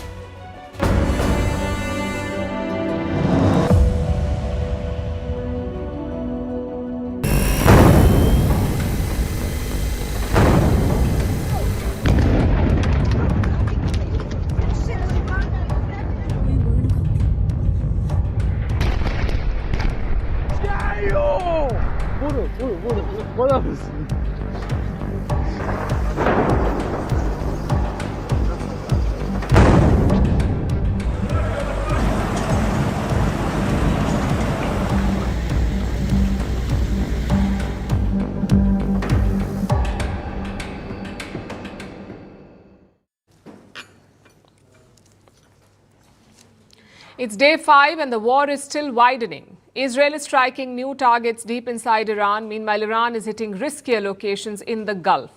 US diplomatic missions are on their radar. Multiple embassies and consulates have been hit, and these strikes have done the unthinkable. Iran is driving out American citizens from West Asia. Let's look at the latest strikes. Iran fired 3 missiles and 130 drones at the UAE. One of the drones targeted the US consulate in Dubai. You could see a plume of smoke rising from the building.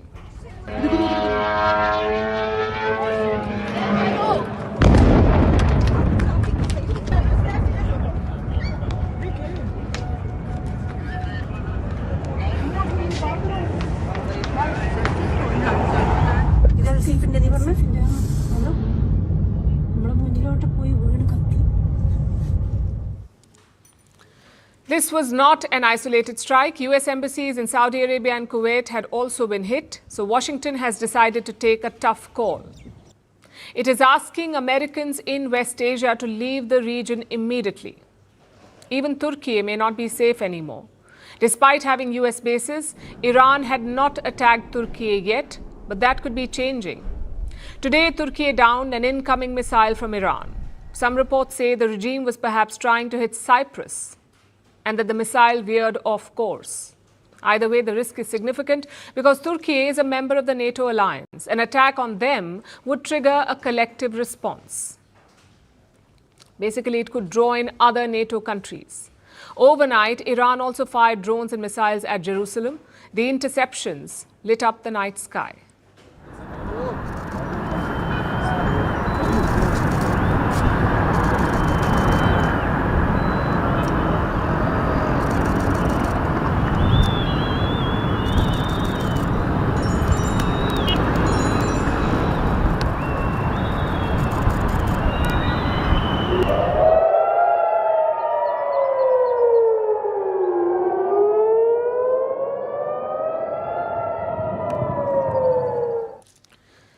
The battle is also raging at sea. Iran claims it has completely shut down the Strait of Hormuz. We've told you about this before. The strait carries 20% of the global oil trade. Its closure has already led to soaring oil prices. Meanwhile, the US Navy is hunting Iranian warships. Today, a US submarine sank one of them near Sri Lanka. The ship was called IRIS Dena. It was sunk by a US torpedo in the Indian Ocean.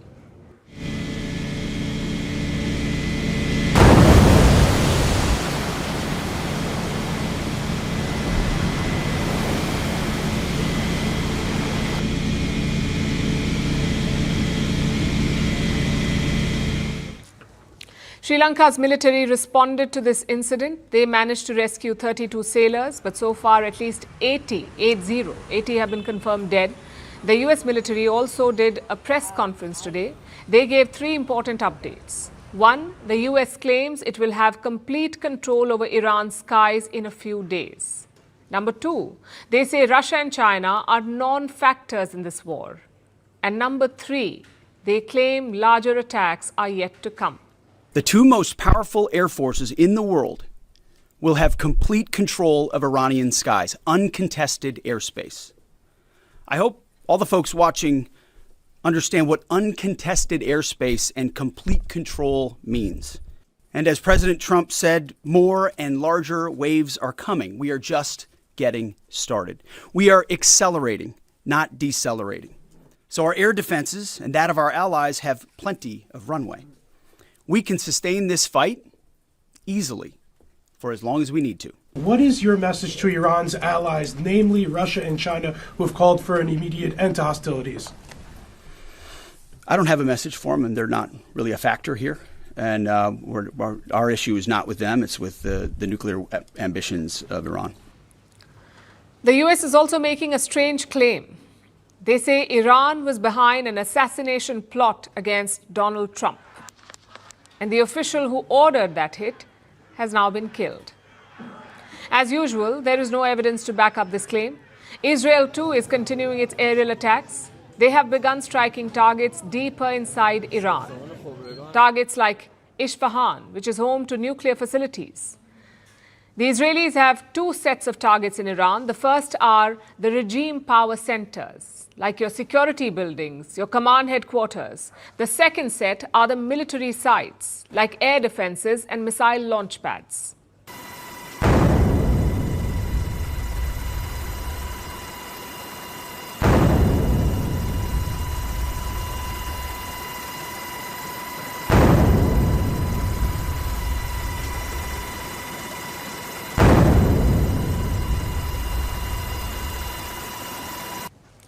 Israeli jets have flown 700 plus sorties so far. They claim to have destroyed more than 150 ballistic missiles, plus more than 200 air defense systems.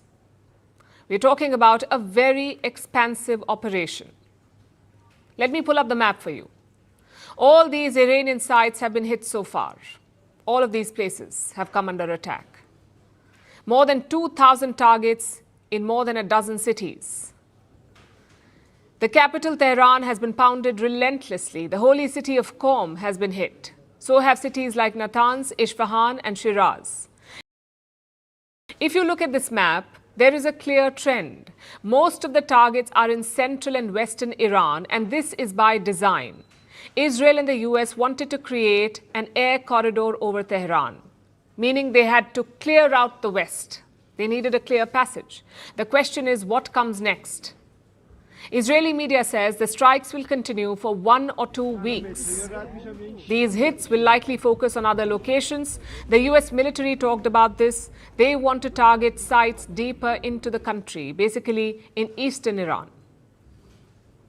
This progress has allowed CENTCOM to establish localized air superiority across the southern flank of the Iranian coast and penetrate their defenses with overwhelming precision and firepower. We will now begin to expand inland, striking progressively deeper into Iranian territory and creating additional freedom of maneuver for U.S. forces. Clandestine work is also underway. Reports say the CIA and Mossad are reaching out to anti-regime groups like the Kurdish militants in northwest Iran and the Baloch in the southeast. The plan is to arm these groups and encourage them to fight the Iranian regime. But will it succeed? Well, the regime knows what the plan is. Today, the Iranian guards fired missiles into Kurdish sites in neighboring Iraq. So the Iranian regime's message is quite simple. Don't even think about it. As of now, we are not hearing about rebellions or protests inside Iran. The regime will be hoping to keep it that way, and for that, leadership will be key. It's been almost 4 days since Ayatollah Khamenei's death was announced. His funeral was supposed to be held today, but at the last minute, the regime decided to postpone it. On paper, the reason they give is logistics. But who knows what's happening behind the scenes? Like we've said before, this is a war of math and attrition. Iranian missiles versus US air defenses. Washington claims the missile launches are already down from Saturday, almost 83% down in 5 days. That is the claim.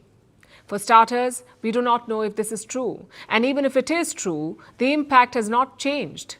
Iran may be firing fewer missiles, but their drones are actually wreaking havoc across the Gulf. Either way, a quick de-escalation appears unlikely at this point. Both sides are digging in for the long run.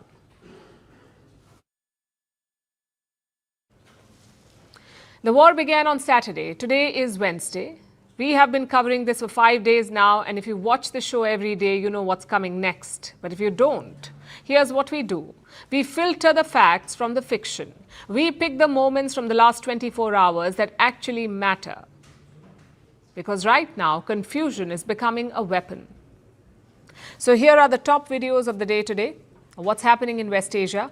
We'll start with video number 1. It's from Lebanon. It's one of the many countries in West Asia that are under fire. Lebanon is home to the Hezbollah, a Shia militant group and a regional proxy of the Iranian regime. It's part of what Iran calls the axis of resistance. On Monday, Hezbollah joined the war. And since then, Israel has been bombing Lebanon. The Israeli forces have struck 250 targets in Lebanon. They've killed 31 people, and the numbers are only going up. The latest videos show Israeli strikes hitting the capital, Beirut. Take a look.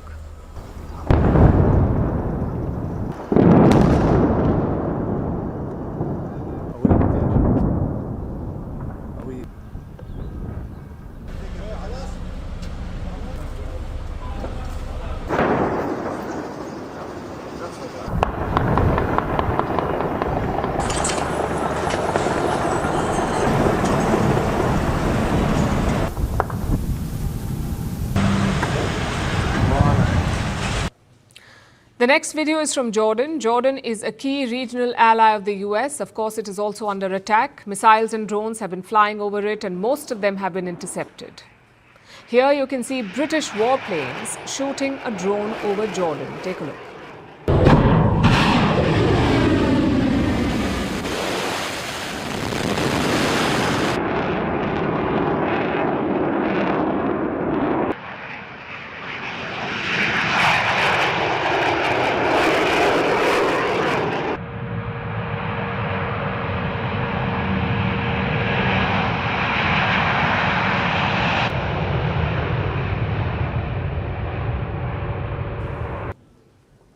Speaking of missiles, how can we forget the US Navy? They have 2 aircraft carriers in the region. They also have guided missile destroyers. They're constantly firing missiles at Iran. And the CENTCOM, the US Central Command, has released videos showcasing their firepower.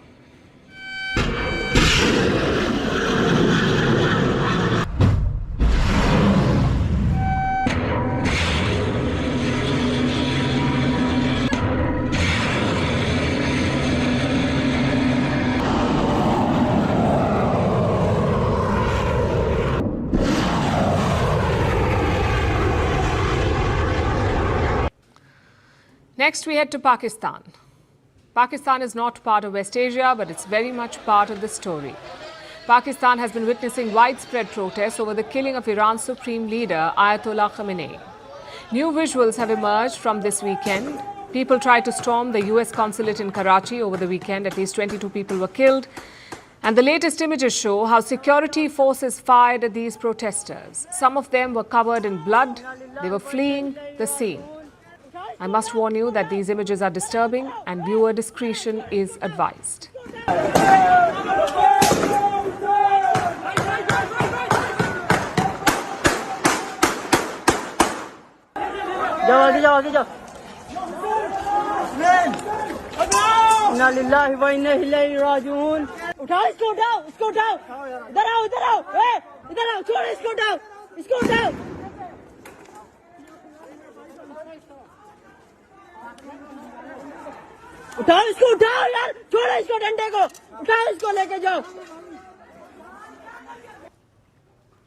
Which brings us to video number 5. It is from Kuwait. Like we told you earlier, 3 US jets were downed in Kuwait, 3 F-15 fighter jets. The US said they were mistakenly shot down by Kuwait's defense forces, and now videos have emerged from the scene. They show the American pilots who were flying these jets. These pilots ejected just in time and landed in Kuwait. Some locals confronted them, others gave them aid, and soon they were allowed to go.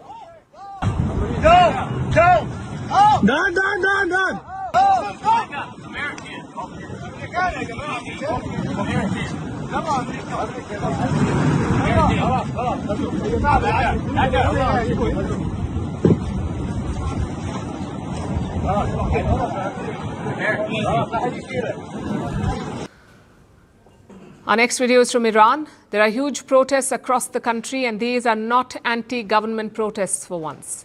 In fact, these are protests against the US and Israeli strikes. Thousands of people were seen in the city of Yasuj. They chanted, "We fight, we die, we will not accept humiliation." That's what these people are saying. And some even gathered in other parts of the country to mourn Ayatollah Khamenei.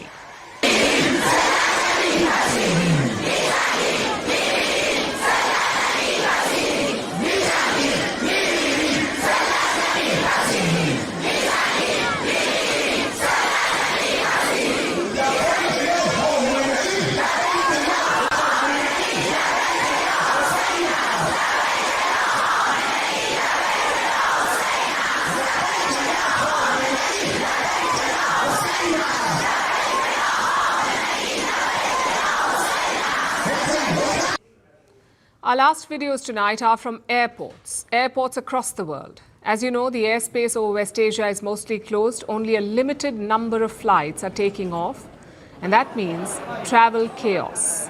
West Asia is an important hub for travel between Europe, Africa and Asia, so flight disruption there has led to tens of thousands of travelers being stranded.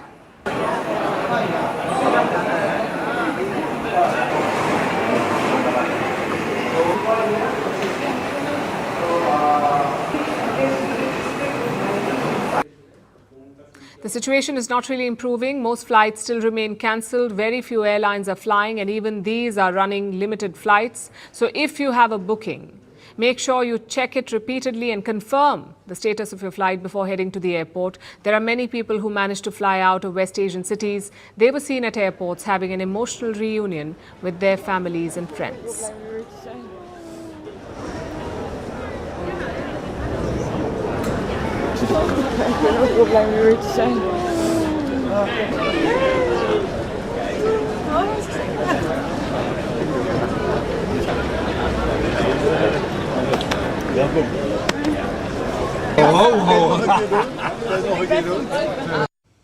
These are our top videos for today, but as the story develops, we will have more in the days ahead, pictures and stories that are verified, because there's a lot of misinformation on the internet, so make sure you don't add to it. Do verify everything you see and share.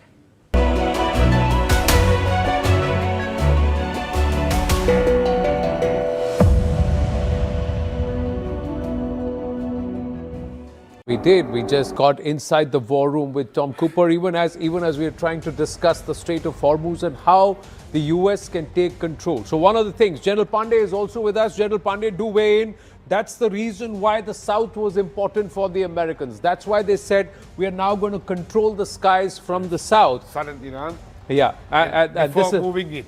Yes. So it's easier for them to move in. And perhaps that's why, General Pandey, the Iranians have damaged the US bases here. Yes, they were targeting US bases in order to prevent them from using this. But with the weakening of Iranian capability to continue striking these bases, there is a growing likelihood, at least, that Americans are going to return to these bases and use them again. And then they also have their aircraft carriers, which can continue to be used. Yes, General Pandey. 2 weeks to take control of the Strait of Hormuz or lesser? Ji. I'll just firstly, one point I will just say that, look, in Iran, instead of concentrating its effort on one place, has dissipated its effort, right? Unfortunately. And the second thing, what it has done, that the Gulf, which would have not proactively participated in this operation, will now operate. So these are my predictions. So when you say that the strikes have taken place on American bases, doesn't mean that American bases have withered, destroyed, there's nothing left on the ground, all parking, runways, everything has gone diminished. You know, when a runway goes off, it just takes a couple of hours to actually repair it. It's not like what India did to Noor Ali Khan base, that it will take about 8-9 months or a year to come back, right? So they have not been able to do. So one thing which time and again people are talking, that the bases have been destroyed. Yes, one building went, one radar, $1.1 billion in XYZ places gone. I agree, these are diminishing this thing. But that radar is not the only one which is functioning. There are a large number of array of systems are deployed. So let's put one thing aside. The second thing which was being talked of extremely high was the fast attack boats of Iranians. Yeah, the speedboats, their midget submarines, their unarmed systems, their mine link capabilities, which was the most important leverage. Don't come to us, we'll block Hormuz. Now, when you have been announcing this leverage time and again, I'm sure these guys who are planning in America or Israel, not Israel, Israelis are not worried about it, Americans are. Yeah. they will take necessary discussions at how we need to ensure that this doesn't happen. When you put in, why do you think that Lincoln was parked in there? Yeah. Lincoln was not only parked for looking after the southern eastern part or the western part of Israel. He was Iran. They were mostly focused on Hormuz. They were looking at the southern part, and their entire capability and capacity is now focused, and that is what they're getting after the Navy. They are getting after the Iranian Navy, and they are going to sort out Navy like anything. I believe they have taken out about 17 to 18 ships. Yeah. Eventually, when they will seize control of the mountains, which Tom, I'll request you to point, the hills and the mountains above Hormuz and Iranian. The Bandar Abbas, and just behind that you have this entire. Bandar Abbas is here. Yeah, no, I'm talking the about these mountains. Oh, sorry. Port of Bandar Abbas is here, and correct, the mountains are here along. This is correct. So they will once they will start looking at these mountains and they will start controlling Bandar Abbas, the entire thing. You will find the shift happening in this whole flow of oil, which will start coming. Now, one addition part which we have not taken care of. Iran is not thought. Now the Gulf countries are going to weigh in, because eventually whose oil is affected, whose peace is affected. Now Iranians, all the Gulf countries.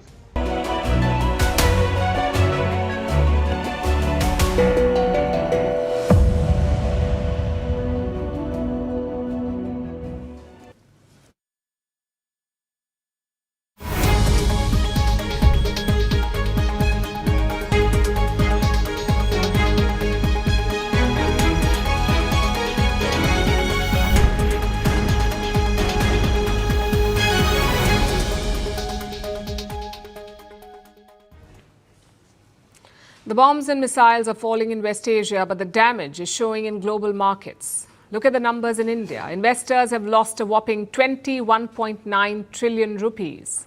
That's almost 22 trillion rupees in just 3 days. That's the loss. And the free fall continued today. The Sensex is India's flagship stock index. It fell by another 1,100 points in today's trade. The Nifty is the broader benchmark. It lost 385 points. And it's not just the stock market that is taking a hit. India's currency is also under pressure, the Indian rupee. Today, the rupee fell past 92 to the dollar. It is the lowest level it has ever touched, 92.3. That was the lowest level today. It's a record low for the Indian rupee, the lowest ever. And we may not have seen the worst yet, because the war is only growing bigger. Investors around the world are nervous. Markets across Asia saw a retreat today. South Korea's Kospi dropped by 12%. 12% drop in a single day. This is South Korea's biggest single day fall since 2008. And you remember what happened in 2008. That was the year when the global financial system fell apart. It collapsed after a bloodbath in the US stock market. Elsewhere in Asia, there are losses, but none as sharp as what we've seen in South Korea. Japan's Nikkei was down by almost 4% in today's trade. China CSI 300 slipped by almost 1%. Taiwan Stock Exchange was down by over 4%. And of course, in West Asia, it is the same story. Dubai and Abu Dhabi are the Gulf's twin financial centers. They were closed for two days because of the conflict. Today, they reopened, and almost immediately, they fell. The stocks fell. Dubai's index fell by 4.7%. Abu Dhabi's ADX dropped by 2%. And these are not routine corrections. The markets are absorbing the shock of the war. The US markets opened just a short while back. They're fluctuating between red and green. And West Asia, as you know, is critical to the global economy. It's a critical node. The bulk of the world's energy and trade moves through here. Key West Asian cities are also major financial hubs. We are talking about cities like Dubai, Abu Dhabi, Riyadh, and Doha. They attract some of the world's biggest investors. When these cities witness instability, the impact is widespread. And the stock market reaction is merely reflecting that reality. Investors are dumping stocks and turning to gold. When the war began, gold prices surged to $5,400. That's for 1 ounce of gold. 1 ounce is about 30 grams. So $5,400 for 30 grams of gold. Since the initial spike, the prices have stabilized a bit. They've fallen by about 5%. Gold prices right now are hovering around $5,100. But that's hardly a meaningful fall because gold is trading 20% higher than it was at the start of the year. A 20% jump in the first 2 months. And in the coming days, prices could move up again. There is risk of a supply shortage from Dubai. Remember, Dubai is one of the world's most important hubs for the physical movement of gold. Last year, the city handled roughly 20% of all gold flows in the world. This includes the supply from Africa and Europe. They often transit through Dubai before ending up in Asian countries like India. But since this war began, gold shipments through Dubai have stalled. The cargo is not moving, and if the supply does not stabilize, prices will rise further. That's the nature of this war. The damage is not contained to the battlefield. It is moving through supply chains, it is showing up in stock markets, and it is hurting the wider global economy. As of now, all numbers are flashing red.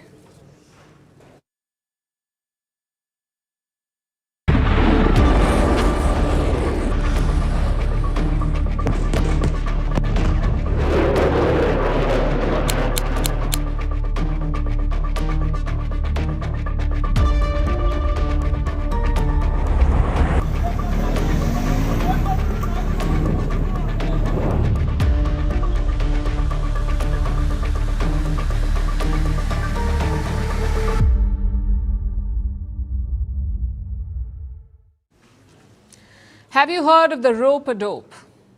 It was a strategy developed by Muhammad Ali, the boxer. He would absorb punches by leaning on the ropes. He would eat punch after punch from his rivals. Eventually, the other guy would tire out, and then Ali would unleash his furious combinations. Many experts say this is also Iran's strategy. Absorb as many of the American attacks as possible, exhaust their defenses and missiles, and then pound them relentlessly. The attacks from Iran so far have followed the same trajectory. Let me pull up the map for you. Look at Iran's targets. We'll go from west to east. We'll show you the assets that Iran has hit with drones and missiles.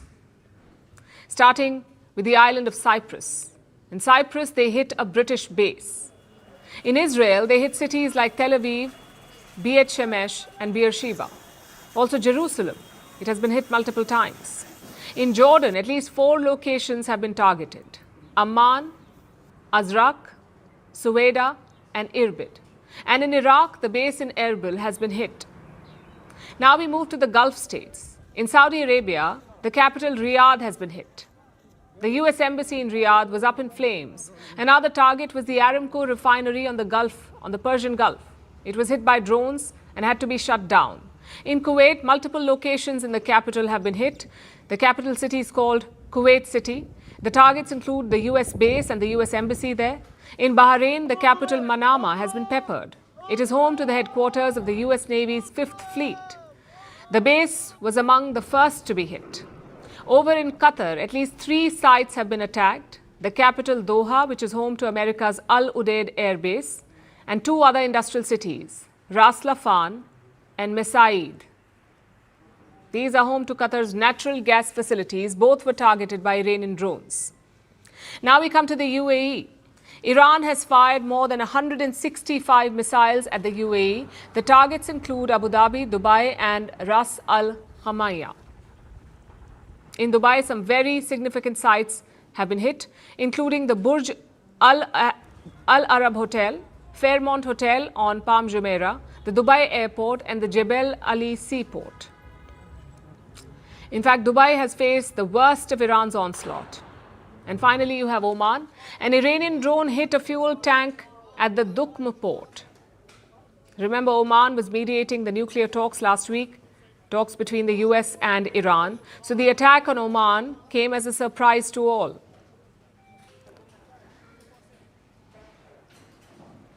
Now let's zoom out and see how expansive this map is. Iran's attacks are ranging hundreds of kilometers from as far as Cyprus to as close as Dubai. It shows the range and scale of Iran's missile and drone arsenal. And this was to be expected. You see, Iran does not have a modern air force. They do not even have a capable air defense system. What they do have is a missile arsenal. The regime invested heavily in ballistic missiles. They wanted to turn offense into defense. So what you're seeing right now is that plan in action. This is precisely what Iran wanted to do. They also warned the Americans about it. The former supreme leader, Ayatollah Khamenei, said it in so many words. He said the next war would be a regional war, and it has indeed become a regional war. The question is, how much more damage can Iran do? Well, that depends on their remaining firepower. Iran says it has not fired its most lethal missiles yet. If true, this would be a repeat of last year. Last year in June, they fought a 12-day war, and even then, Iran saved its hypersonic missiles for later. First, they flooded Israeli air defenses with drones and smaller missiles, and then came the destructive wave. We're not sure if Iran is repeating that strategy, but if they are, the worst could be yet to come. Also, Iran could expand the targets of its strikes. For example, they could hit seawater desalination plants, and this would be serious. You see, the Gulf states do not have fresh water. They depend on plants that convert seawater to drinkable water. The UAE gets 42% of its water from desalination. For Kuwait, it is 90%. For Oman, it's 86%. And for Saudi Arabia, 70% of its water comes from these plants. So what happens if these desalination plants are destroyed? These cities could run out of drinking water. We could be looking at city-level evacuations. I'm sure American military planners are aware of this. It must have been factored into their planning, and yet they attacked. So did the US underestimate the Iranians? Did they underestimate the resilience of this regime? Donald Trump was hoping for a quick success. You remove the top leadership and others will fall in line. He was hoping for a repeat of Venezuela. Even yesterday, he talked about that model. We have, Venezuela was so incredible because we did the attack and we kept government totally intact. And we have Delcy, who's been very good. We have the whole chain of command, and they've been, the relationship's been great. We've taken out 100 million barrels of oil already. Was Trump hoping for that in Iran? Was he hoping for a repeat of Venezuela? If he was wrong. Iran's regime was prepared for this possibility. Ayatollah Ali Khamenei had already named possible successors. For all we know, there's already a new supreme leader. They just haven't announced it yet. Similarly, backups have been prepared for most senior positions. Not just one backup, but 4 of them. And regional commanders already have existing orders. They don't call up Tehran for each attack. They know exactly what they have to do. And again, this resilience should not come as a surprise. It stems from the regime's paranoia and ideology. They know that people inside and outside want to topple the regime. And that is why they have so many layers of backups. Ayatollah Khamenei was the face of this repressive regime, but he alone was not the regime. The regime is a complex web of Iranian guards, clerics, and politicians. Logic says you cannot topple them through airstrikes. You must either deploy soldiers on the ground or hope for an internal rebellion. And so far, neither has happened.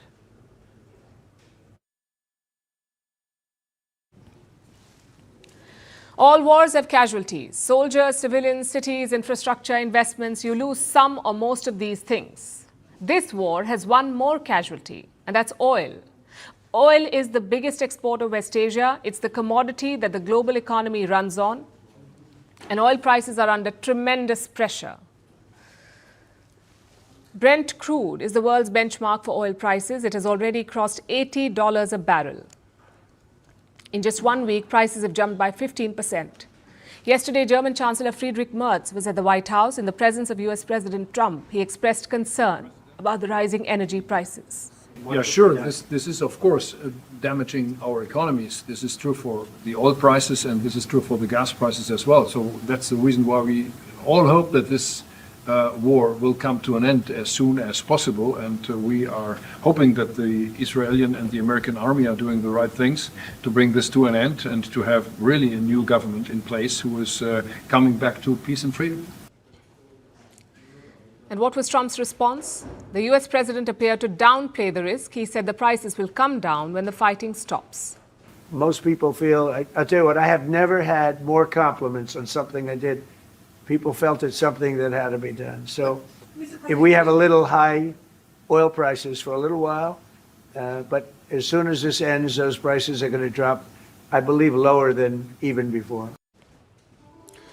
Well, they're still fighting, and the prices are only going up. So how expensive is oil set to become? Right now, it's more than $80 a barrel. Will it cross $100 a barrel? It's all that energy markets can seem to talk about. If oil touches 100, everything becomes more expensive, from petrol prices to actual physical goods. Anything that is grown, manufactured or imported will cost more.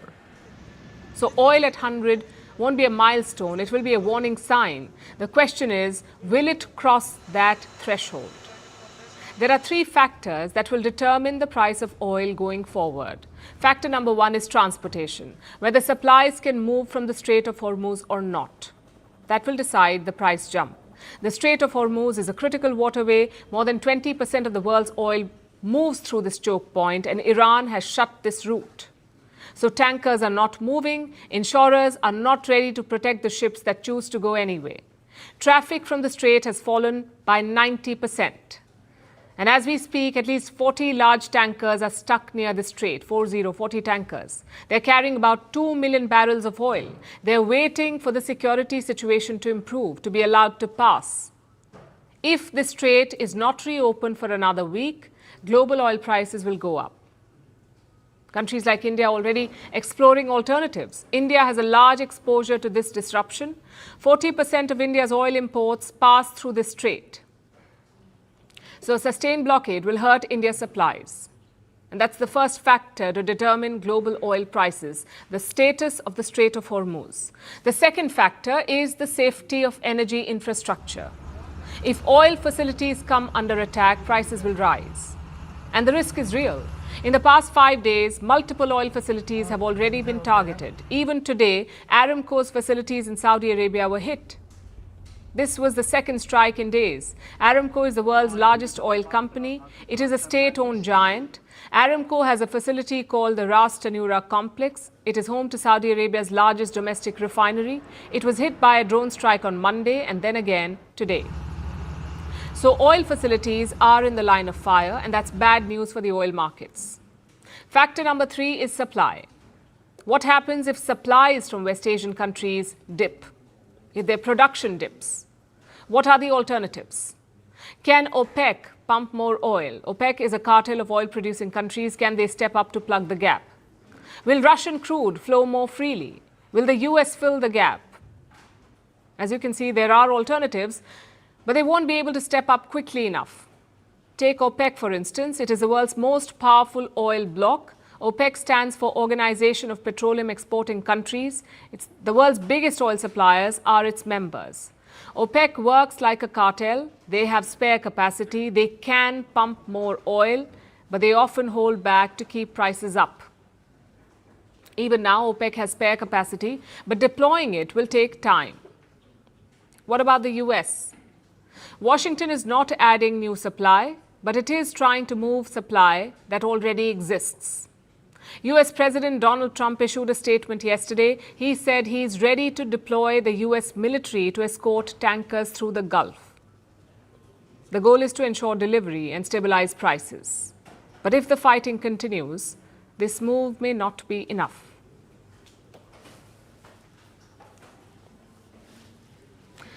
Another big worry is the evacuation of people. 5 days into the war, tens of thousands of people remain stranded. Airspaces are partially or fully shut. There aren't enough flights to bring them home. When bookings do open, it's hard to get a ticket because the demand is simply too high. Even flight booking portals are struggling to handle the traffic. Many of them have crashed, so people are turning to buses and private cars, traveling to safer departure points like in Oman and Saudi Arabia.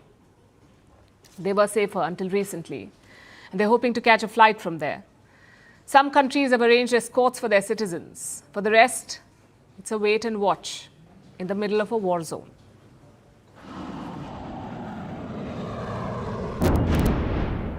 There is a war unfolding in West Asia, and in its shadow, people are stranded. Tourists, workers, families, stuck in airports with no flights out, booking 8-hour bus rides through the desert, paying $1,000 just to cross a border. The crisis began when the United States and Israel launched strikes against Iran. Almost immediately, airspace across the region started closing its skies. Thousands of passengers were stranded at Doha Airport. They had not come to the Gulf to live through a war. They were passing through. Now they could not move.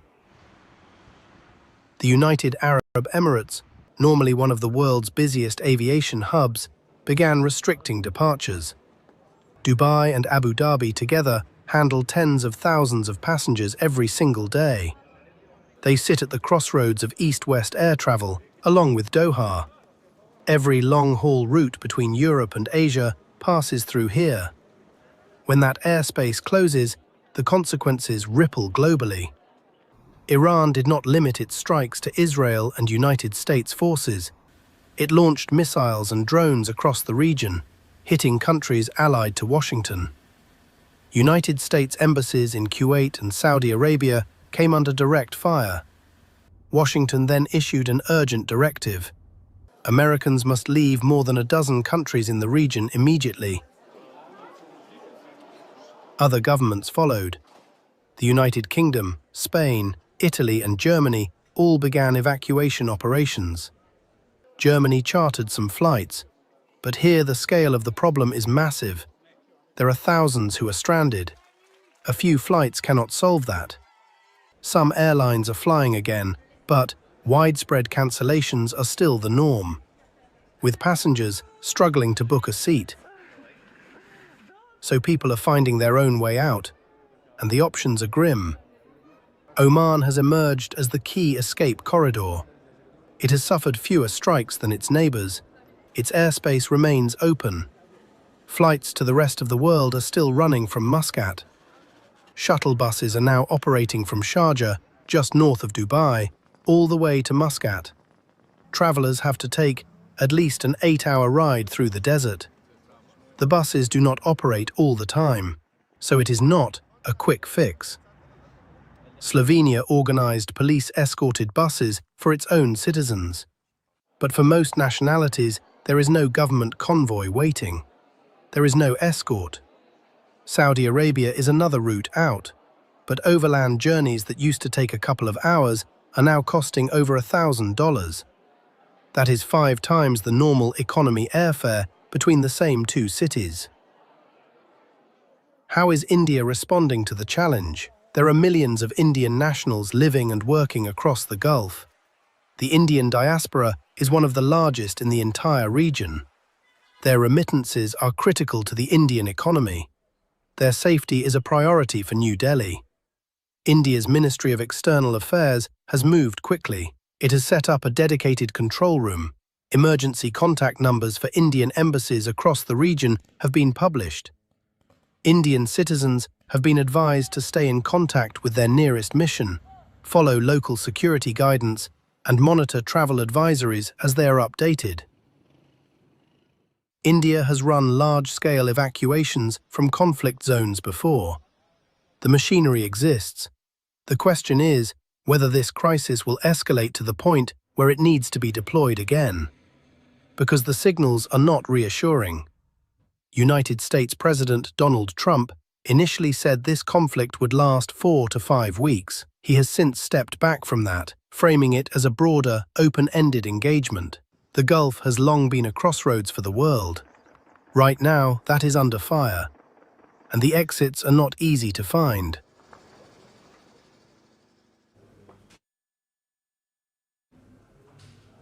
So some European countries are evacuating their citizens, but beyond that, what is Europe doing? What is it doing other than strongly condemning and monitoring? Like on most issues, they're divided. Germany's Chancellor Friedrich Merz was in Washington yesterday.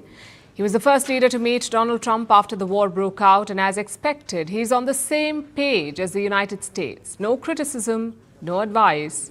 This is what he said. So we, as I said in Germany the last 2 days, we are supporting the United States and Israel to get rid of this terrible terrorist regime. And we are looking forward to a day after, and we have to talk about the strategy. What is following after this regime is away, and we have to strategize on this entire region. France is playing a balancing act. On the one hand, President Emmanuel Macron has refused to support this war. He says it was conducted outside international law. But on the other hand, he is blaming Iran's regime for this. The United States of America and Israel decided to launch military operations conducted outside international law, which we cannot approve of. The Islamic Republic of Iran bears primary responsibility for this situation. They have developed a dangerous nuclear program and unprecedented ballistic capabilities. France has hundreds of soldiers in Gulf countries. They also have binding security agreements with a number of them, like Qatar, the UAE and Kuwait. So their safety is a key priority for France. President Macron has deployed Rafale jets to the UAE. As we speak, they're downing Iranian jets over the region. In addition, France is also sending its aircraft carrier to the Mediterranean. That's the nuclear-powered Charles de Gaulle. It is sailing from the Baltic Sea to the Mediterranean.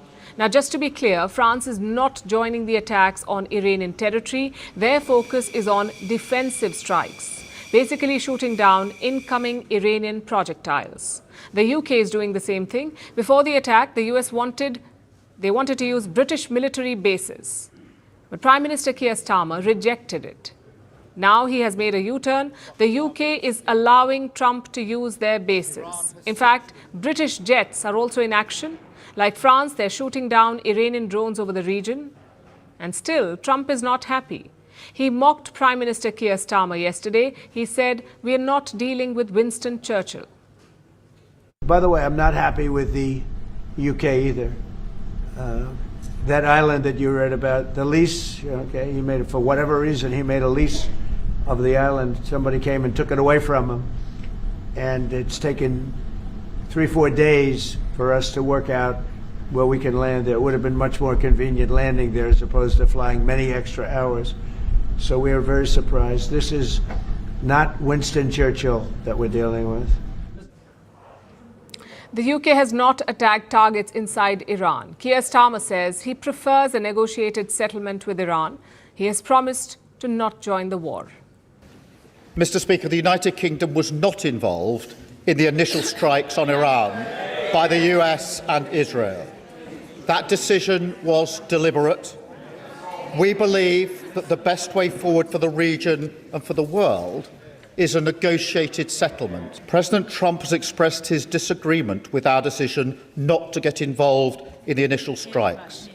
But it is my duty to judge what is in Britain's national interest. That is what I've done, and I stand by it. To be clear, the use of British bases is limited to the agreed defensive purposes. We are not joining the US and Israeli offensive strikes. The European continent has 3 big powers, the UK, France and Germany. Each of them has a different policy here.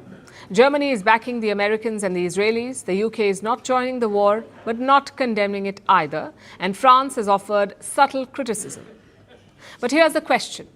What if a French aircraft is hit by an Iranian drone? What if a British soldier is killed by the debris? Will these countries still remain in a defensive position then, or will they start hitting Iran? That's a key question to watch out for. At the same time, one country in Europe is pushing back hard at Trump, and that is Spain. Spain is a member of NATO and the European Union, yet they have refused to share their bases for this attack. And that has enraged Donald Trump. He is threatening to impose an embargo on Spain, basically no exports or imports. Some of the European, like Spain, has been terrible. In fact, I told Scott to cut off all dealings with Spain. And now Spain actually said that we can't use their bases, and that's all right. We could use their base if we want. We could just fly in and use it. Nobody's going to tell us not to use it, but we don't have to. But they were unfriendly. And so I told him, we don't want to, Spain has absolutely nothing that we need other than great people. They have great people. A lot to unpack there. Trump is talking about a full embargo on Spain. That too just days after the US Supreme Court restricted the president's trade powers. Clearly no lessons have been learned. And secondly, Trump says he does not care what Spain thinks. Even if they refuse to share their bases, America will simply fly in. Sovereignty be damned. But Spain is not backing down. Their prime minister had a simple message for Trump: no to war. We must learn from history and cannot play Russian roulette with the fate of millions of people. The powers involved in this conflict must immediately cease hostilities and commit to dialogue and diplomacy, because the question is not whether or not we are in favor of the Ayatollahs. No one is. Certainly not the Spanish people, and of course not the Spanish government either. The question, rather, is whether or not we are on the side of international law and, therefore, of peace. In short, the Spanish government's position can be summed up in 3 words: no to war. That's a principled position from Spain. But what's the reason? The Spanish government has opposed foreign aggression, whether it was Russia against Ukraine or Israel against Lebanon or now America against Iran. So the position itself is consistent and not surprising. But there is a political angle too. This move could boost the position of the Spanish government. Donald Trump is deeply unpopular among the Spanish people, so standing up to Trump will boost the Prime Minister's ratings. It's a mix of principles and politics. No matter which side they support, Europe cannot be on the sidelines because they have major stakes in this region. The first is energy. Europe imports nearly all of its oil and gas, so if prices rise, the people will feel the pinch. And that's where the Gulf nations play a major role. After the Ukraine war, Europe reduced its gas imports from Russia. Instead, it turned to Qatar. But if Qatar cannot meet the demand, what will the Europeans do? Will they go back to the Russians again? That's the first concern. Secondly, the Gulf states have significant investments in Europe. Consider the UAE and France. The Emirates is investing up to $50 billion in French data centers. If these attacks continue, will those investments go ahead? And finally, the political concerns. European countries are deeply aligned with Israel. Even if they oppose this war, they will prefer an Israeli victory, because a weakened Israel is not in Europe's interest. As of now, these countries are playing a defensive role. If that changes, expect these divisions within the continent to explode.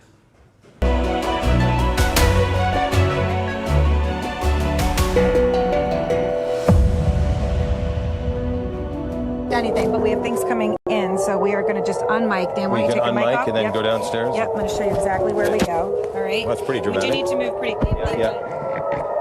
Okay, and there we go. We're just going to get onto this camera. All right. And come with me, Dan. You can just leave that there. Okay.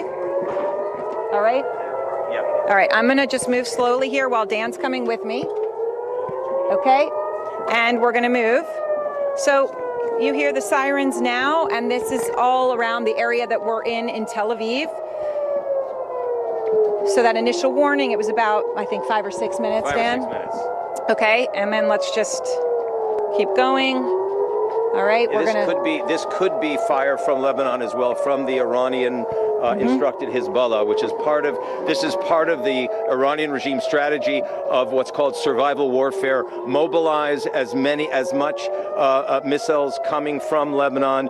It could be the Houthis in Yemen, we don't know. Right. But this is the Iranian regime survival strategy. Mobilize as much terror as you can to distract the world's attention away from the Iranian front itself. What more can you tell us about this broad wave of strikes launched by Israel in Iran, and what are they targeting?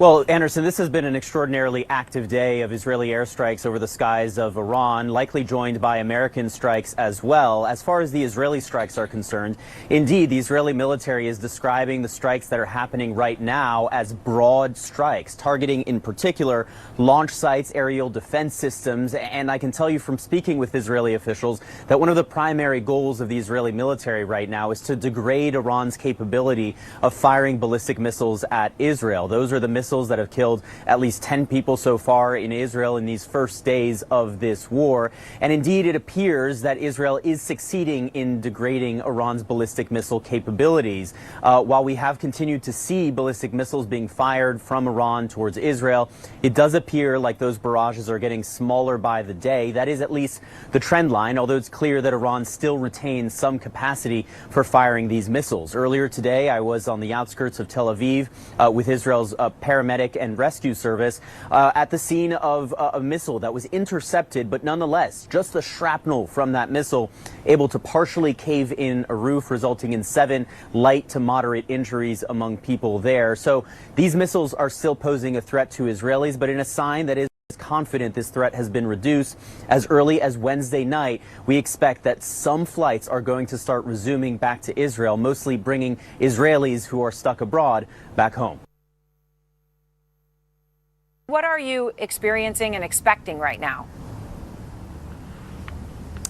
Well, look, I mean, the city of Beirut is very much on edge because, at any moment there could be more airstrikes of the kind we've been seeing very intensively over the course of the past 24 and 48 hours. I'm actually on a rooftop here overlooking the suburbs of South Beirut, and that's known as a Hezbollah stronghold, and it's where much of the Israeli airstrike activity has been taking place in this city. The majority of it, though, to be honest, has been focused on the south of the country, in South Lebanon, which is again those traditional stronghold areas of Hezbollah. There's been rocket fire, drone activity in the other direction as well. Hezbollah continuing an important Iranian-backed proxy for Tehran, has been firing these drones and rockets across the border into Israel as well. They've not been causing a lot of damage. They've not been particularly effective. Some of the power that Hezbollah once had in terms of its vast missile arsenal has been eroded since 2024, when Israel really kind of made significant gains in eroding the ability of that organization as a fight. But the response from Israel has been extraordinarily tough. They've been retaking areas in southern Lebanon, and again, they've been stepping up that air campaign. It's led to lost lives, dozens of people killed and injured, and of course, thousands of people, particularly in those suburbs of Beirut and in the south of the country, fleeing their homes, trying to escape the violence and seeking places elsewhere in the country for safety. And so that's an issue that's pending now. The Israelis have ordered 50 villages and settlements in South Lebanon to evacuate because there's going to be more military action there, they say. And so that's compounding the problem of people being displaced by the fighting. Is gearing up its evacuation plan with helplines for expatriates in war-hit areas. The Ministry of External Affairs is establishing dedicated control rooms and helplines. This is to assist all the Indians stranded in Gulf countries in this ongoing conflict, disrupting flights. The government is prioritizing the safe return of all affected citizens. We're given to understand coordinating with embassies to track their whereabouts and to estimate the numbers. Top government sources also tell us the safety and well-being of nearly 1 crore Indian citizens living and working in the Gulf region is the highest priority for the government of India. At this point, Indian embassies and consulates in the affected countries remain in close touch with Indian nationals, using regular advisories and extending all possible help to those stranded by the conflict. All right, for more on this, Christine is bringing us more updates from the newsroom. Christine, over to you. Thanks for that, Him. Yes, we're talking about 1 crore individuals, Indians who are residing in the Gulf, and that's the priority which has been highlighted by the central government as well. And how they're going to make this happen remains a huge challenge, because remember, the airspace in the Middle East is largely closed. We did see a little bit of a relief the last few hours, but what the latest situation is looking like, I do need to quickly bring in Siddhant. He is joining us from the newsroom once again. Siddhant, while you answer that for us, tell us what the situation on ground is looking like. What is the kind of communication channel between the government here, the embassies out in the Middle East? Also, in the meanwhile, if you can quickly take out for us the flight data and what really is the airspace situation looking like in the Middle East as we speak? Well, the airspace over Iran is shut. It's not safe to fly over Iranian airspace, and this is the reason that the evacuation of Indians stranded in Iran is not happening. Point number one. Point number two, yesterday, if we can show these visuals, so such special buses was arranged by Indian embassy in Iran. These Indian students were taken from Tehran to the city of Qom, where they have been shifted to a safer places, Kritsween in Qom. Now, and I'm in regular touch with these students. Students are safe. They are happy that they have been taken away from Tehran. Now, what's going to be the second stage? Perhaps we really don't know how Indian embassy is going to bring them back to the country. There is another set of students in Urmia city of Iran, at Urmia University. In fact, they are also reaching out to us, and they also want Indian embassy to evacuate them.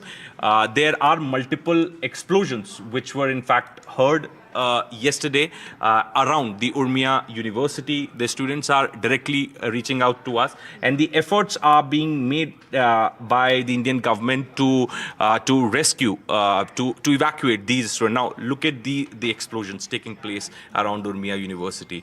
These are the first-hand footages and images which these students are sending us, Kritsween.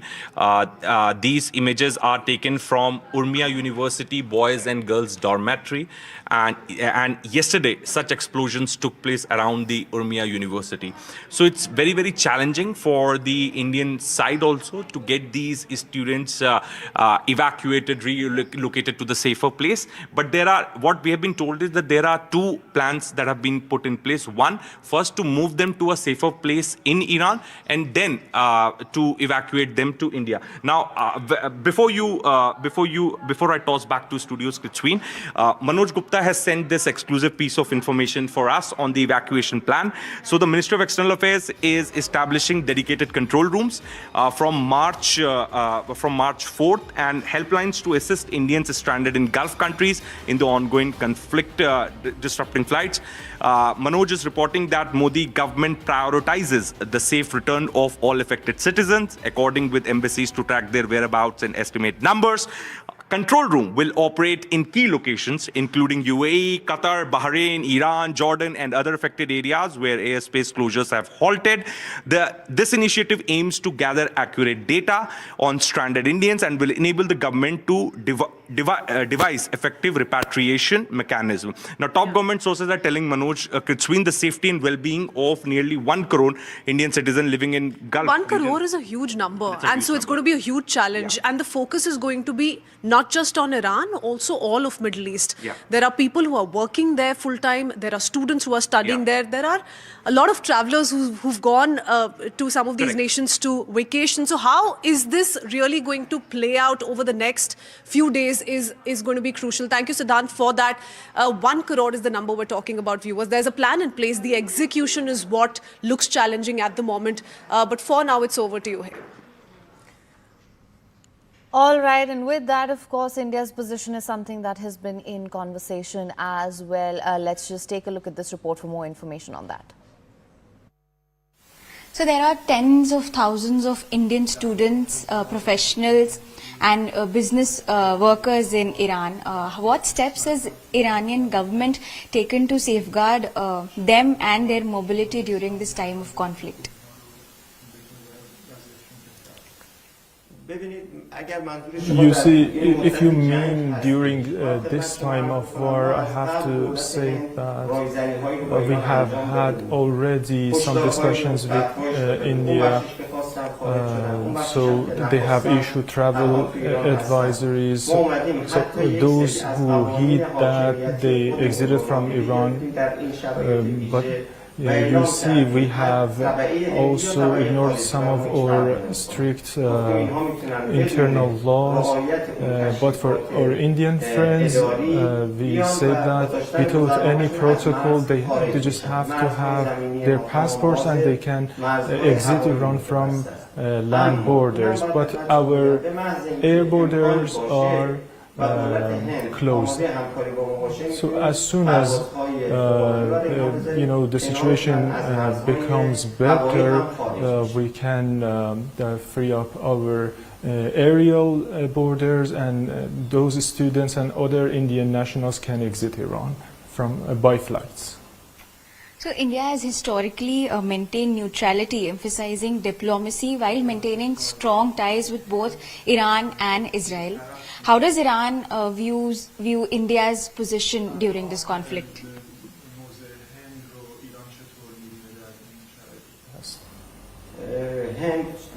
India is our old friend and partner from the beginning of our work. We have had excellent relations with India. We are part of Global South, and we have seen India by our side, and right now we expect India that once again India adopt a just based position and see its realism on the ground, and I believe that India is doing so, and we are obliged to, as I said before, we are obliged to defend our governance and our nation. So what does Iran see as an immediate path towards stability? ایران چه چیزی رو در واقع خیلی فوری می‌بینه برای ثباتی که در نظر هست؟ For now, for us, the priority is that we should be able to strengthen our borders and maintain stability in the region. But unfortunately, the opposing party, the enemy, left us no choice that we have to stand strong and show strength.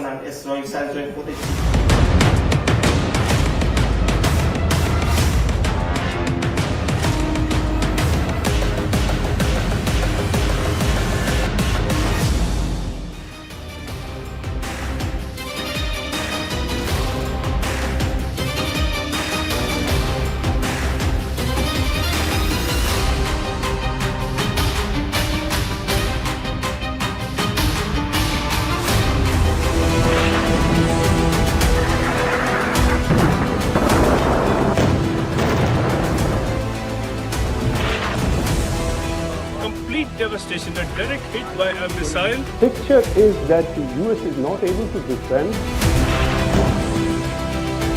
Of a drone of massive, the number of ballistic missiles. Where is it that Iran is knocked out and that new strikes targeted Iranian leadership? Israel also struck a compound allegedly belonging to a group responsible for electing Iran's next supreme leader. Let's get you some updates from the theater of war.